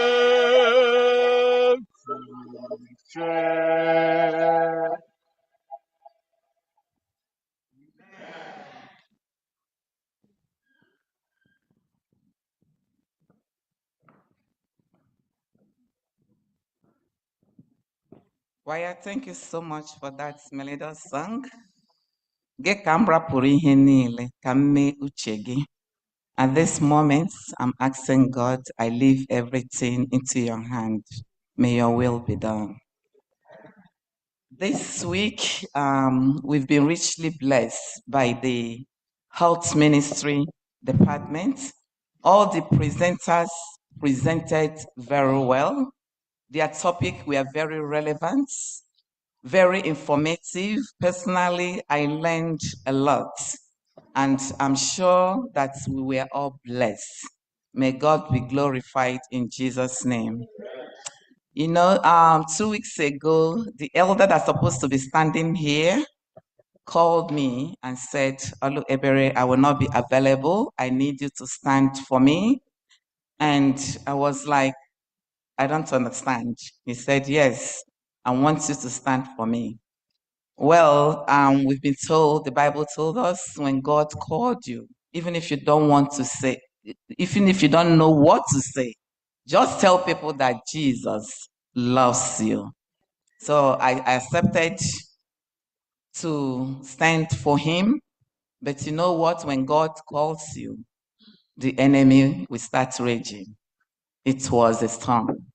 But above everything, I am standing here today. And I said, to God be the glory. Let us pray. Our dear Father in heaven, God, I thank you for whom you are. I thank you because you are God that does not disappoint. Father, I thank you, Lord, because your power is above every power. Father, thank you for another day. Thank you because you have brought us today to listen to your word. Father, look at me. I am an empty vessel. Father, you are strong and mighty. And you said, do we lack anything we should ask of you? Father, I ask you to fill me. Let all that you are going to speak, let it be from you. Speak through me. Speak to your people through me, Father. Let it not be my word, but yours, Father. And as you speak to us, oh Lord, may we be able to assimilate and understand. May it sow seed in our hearts, in our life, and in the life of those around us. This and more we pray in Jesus' name. Amen. Amen. Yes.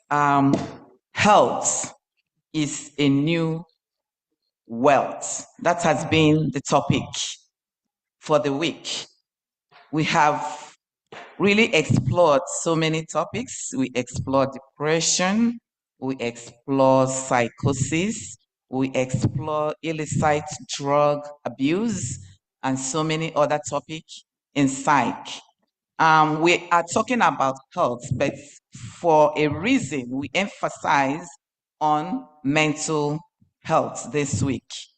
In our community, it is not usually a common thing to accept, but we can agree with me throughout the week that all these mental illnesses are real and they exist among us. They exist among our children, whether we believe it or not, in one form or the other.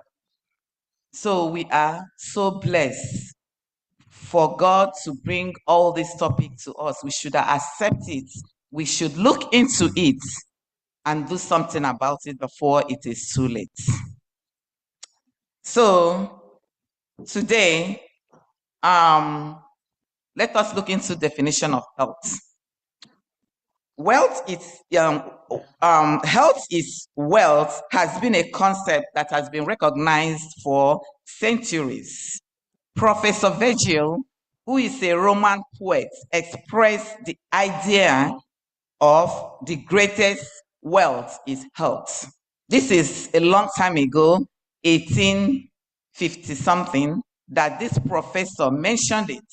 Then one of his students, whom he taught, Ralph Waldo Emerson, an American essayist, he is also a poet and a philosopher, in 1860 wrote, "The first wealth is health." So the only difference is that, they recognize it, but nothing was put into practice. But today, you can agree with me, anywhere you go, it's all about health. In New York City, if you look at along our roadside, they have mapped out some track for people who are riding bicycle, for people who want to take a walk or take a run in the morning. So all these are new implementation, so that people can live a healthy life. Now, World Health Organization, the WHO, defined health as a complete physical, mental, spiritual, emotional, and social well-being, and not merely the absence of diseases or infirmity. Can anybody tell me who is completely physical well? Is there anybody who is totally physically well, mentally well, everything well? So many researchers critique this definition. They critique this definition, and they came up with so many definitions because this definition does not comprise the idea that we go through chronic diseases and people have disabilities. Now, the contemporary or modern definition of health, the concept of positive health, it focuses on an individual's ability to adapt and self-manage in the face of social, physical, and emotional challenges. The approach is more inclusive. The approach of the modern definition of health is more inclusive of chronic condition, recognizing our capability to be able to function, our capability to able to withstand and have quality, good life despite health issues, despite the challenges. So the modern understanding moves beyond the mere absence of diseases to include the capacity of resilience, the capacity to be able to manage yourself in the face of life challenges. We go through so many life challenges. Am I wrong or right? And most of the time, we are standing strong and firm, supporting each other. So this is the contemporary definition of health. Now let's go back home. There are other contributors to this idea of health. Wealth is health. Mahatma Gandhi, a famous Indian activist, stated to his country that health is the real wealth and not pieces of gold or silver. You know, most of these wrapper with tie, all those gold, they came from Indian. So the Indian, they also into acquiring wealth. So Mahatma was speaking to his country that it's not health, it's not about wealth, it's not about gold, it's not about silver. Also, Winston Churchill stated that a healthy nation is a strong nation. Benjamin Franklin declared that early to bed, early to rise makes man or a woman healthy and wise. Now let's take a walk. Let's travel to our country, Nigeria. How is health visualized in our country? What can you say about the health situation in our country? Do Nigerians value wealth or health more? Which one do they value? They value wealth more than health. Why? There was a news report from one of the reporters. Let's listen to this. We have so many big federal teaching hospitals in Nigeria. The National Hospital in Abuja, there is no solar panel. Lutz, Lagos, no solar panel. UCH, Ibadan, no solar panel. ABUTH, Zaria, no solar panel. And we know that electricity in Nigeria is nothing to write home about. At times, they might be performing operations in the theater and the light will go away. They use so many equipment, medical equipment to perform so many health services and they are not functioning. And there is no solar panel. But listen to this. The Aso Rock, where the presidents live, 10 billion naira solar panel has been budgeted for Aso Rock.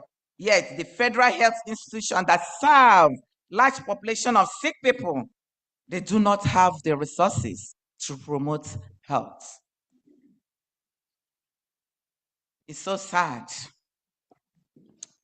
Now, is there a relationship between wealth and health? We have to talk about that. Is there a correlation between wealth and health? Yes, of course. So many researchers have related to us that the relationship between wealth and health is well documented in so many medical literatures, demonstrating a strong correlation between higher economic status and better health outcomes.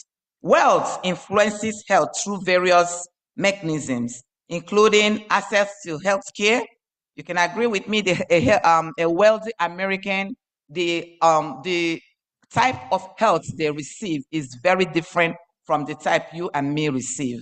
And the type of health you receive depends on the type of health insurance you have. If you have a better health insurance, you will get all the quality care you need. In a study, it was found that increases in income were associated with better mental and physical health. This study highlighted that the health benefits of increased income were more pronounced at lower income levels, suggesting that income redistribution can improve the health of the population. And I'm sure that's what the Democrats aimed at, to make sure that income are being redistributed so that at least everybody can get a little bit of help. Even a recent study, 2025, there is a multinational cohort study published in the New England Journal of Medicine. This study found significant difference in all-cause mortality according to wealth quartiles. The study revealed that the wealthiest individuals have lower mortality rate compared to the poorest, with the United States showing the widest gap in mortality between the top and bottom wealthy. So the reason why I mentioned this study is that we are not saying to be rich is bad, but what is your priority? What do you prioritize first? Like I said, our fathers, Abraham, Jacob, Joseph, David, they were very wealthy. The Son of God, our Lord and Savior Jesus, who is the creator and owner of heaven, the earth, and everything in them, who had blessed and extend his wealth to you and me. He is the reason we are living a good life today compared to years ago. So the major issue in this topic is, what do I prioritize, my health or the wealth? What do you prioritize first, your health or your wealth? Now, health is a new wealth, right? So what does this mean? This simply means that good health or positive health is more valuable than material possession or wealth. It emphasizes that without good health, wealth is not as meaningful, and physical and mental well-being are at stake. If you are not healthy, both physical and mental well-being is at stake.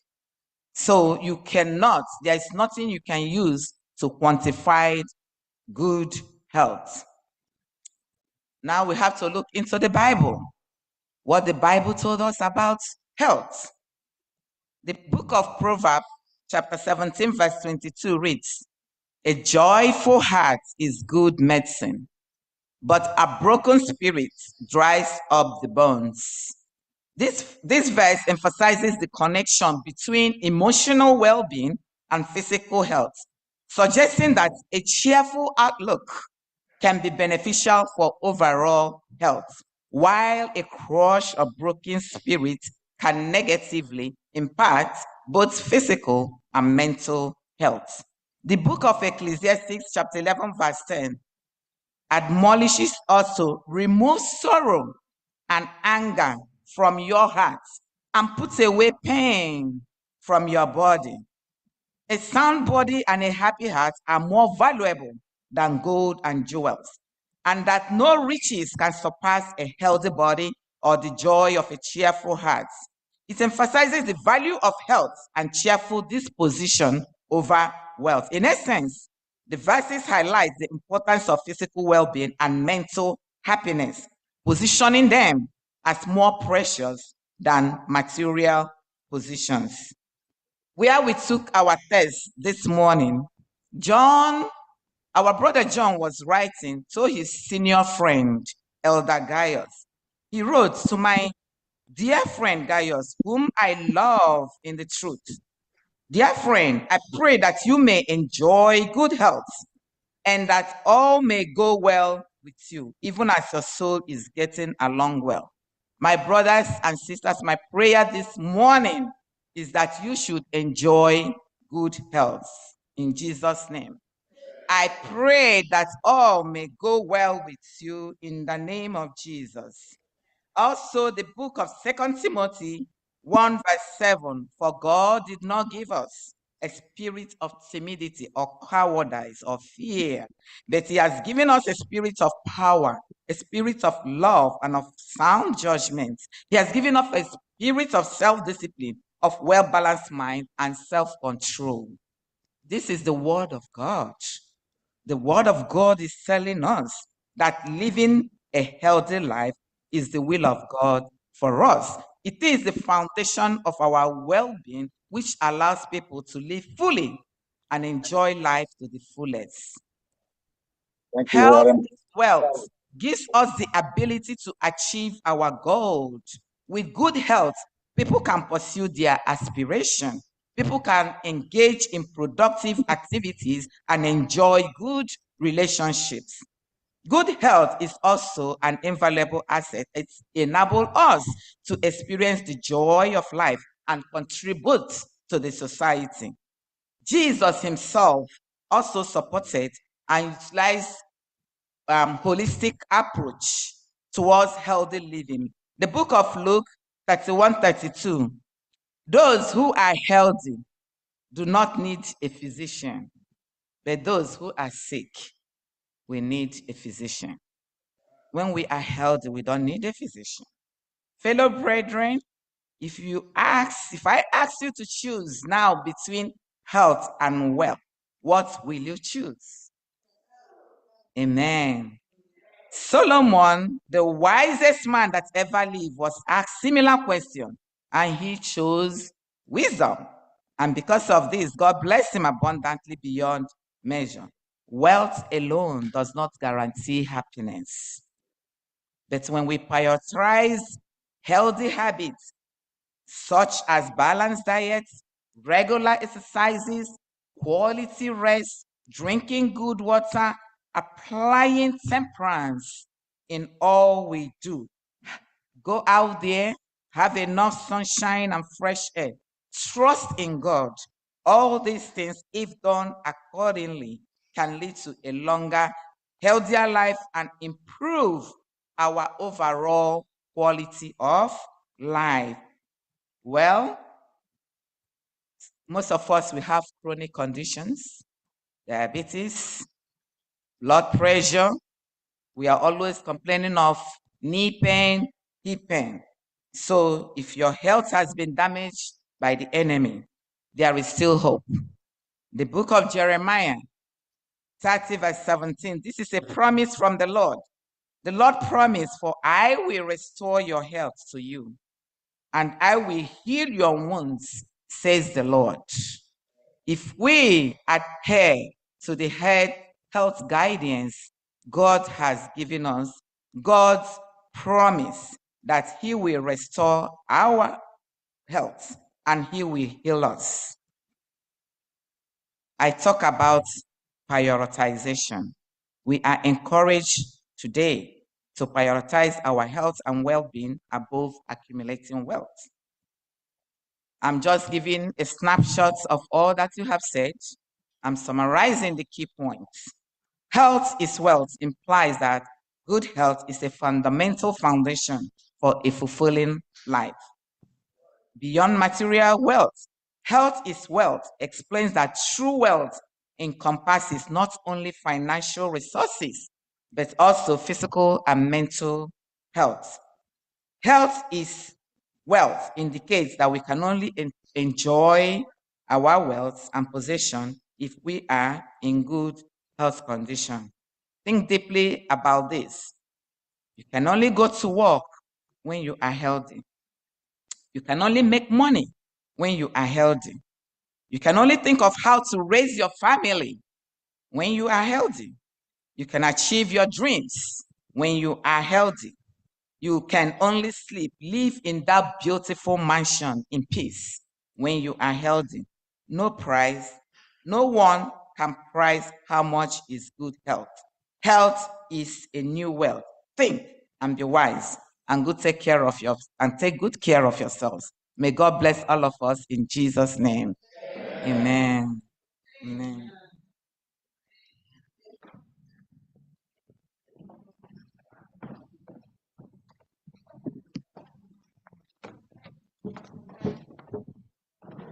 Wow. Shall we say a loud amen to that again? God bless you, Sister Olebre. That was very powerful. Shall we rise as we close the divine service with the use of SDH 109? SDH 109.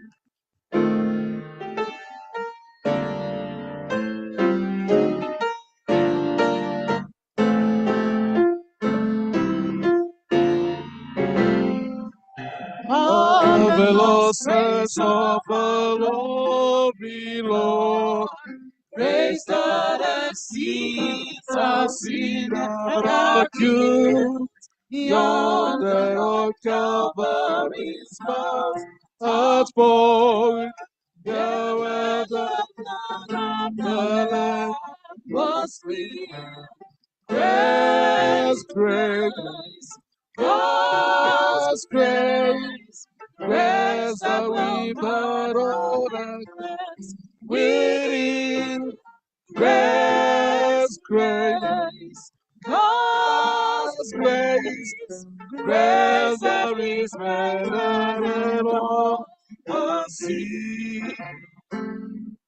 See the despair light of sin, which gold threatens the soul with infinite loss. Grace that is greater than grace untold. Point to the refuge, the mighty cross, grace, grace, grace, God's grace, grace that will pardon and cleanse. We need grace, grace, God's grace, grace that is greater than all the sea.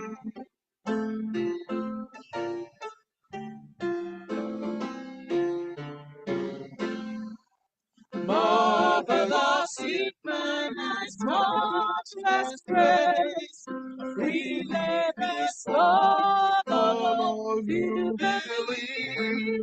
You that are longing to see His face, will you this moment His grace receive?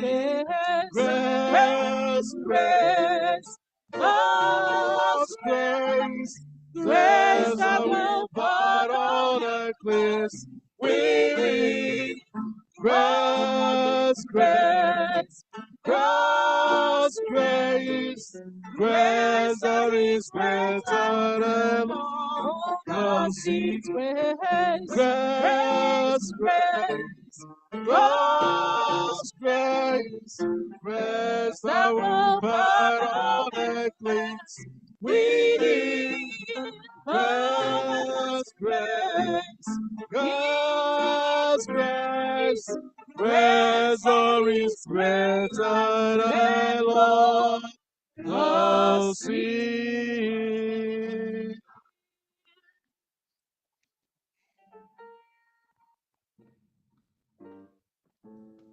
Father God in heaven, we thank you, O Lord. Thank you for your presence in our midst. Thank you, Father, because you've been with us throughout today's worship. We honor you. We thank you. Father, we ask you as you go home, may you continue to guide us. May you continue to protect us. May you continue to be with us. And if Christ tarries, Father, may you bring us back here next Sabbath. In Jesus' name we pray. Amen.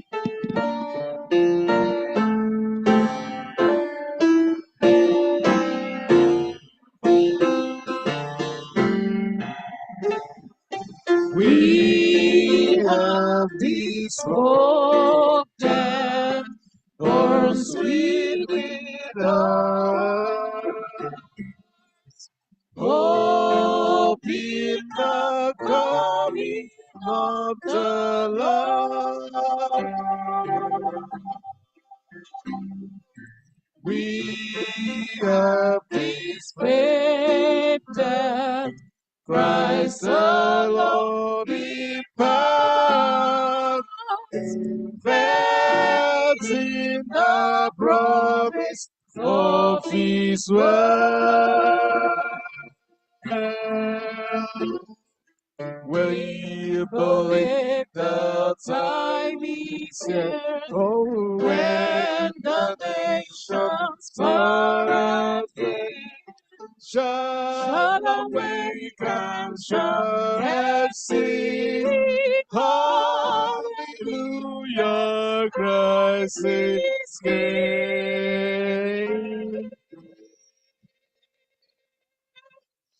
We have this hope that burns spirit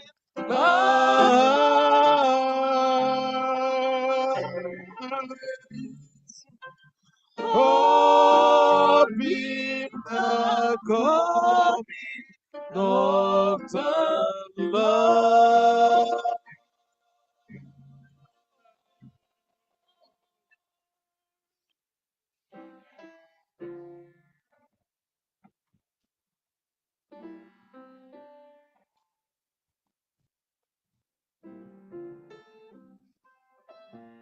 Be seated. This is a moment of meditation. This is the time that you speak to the Lord in your own private way.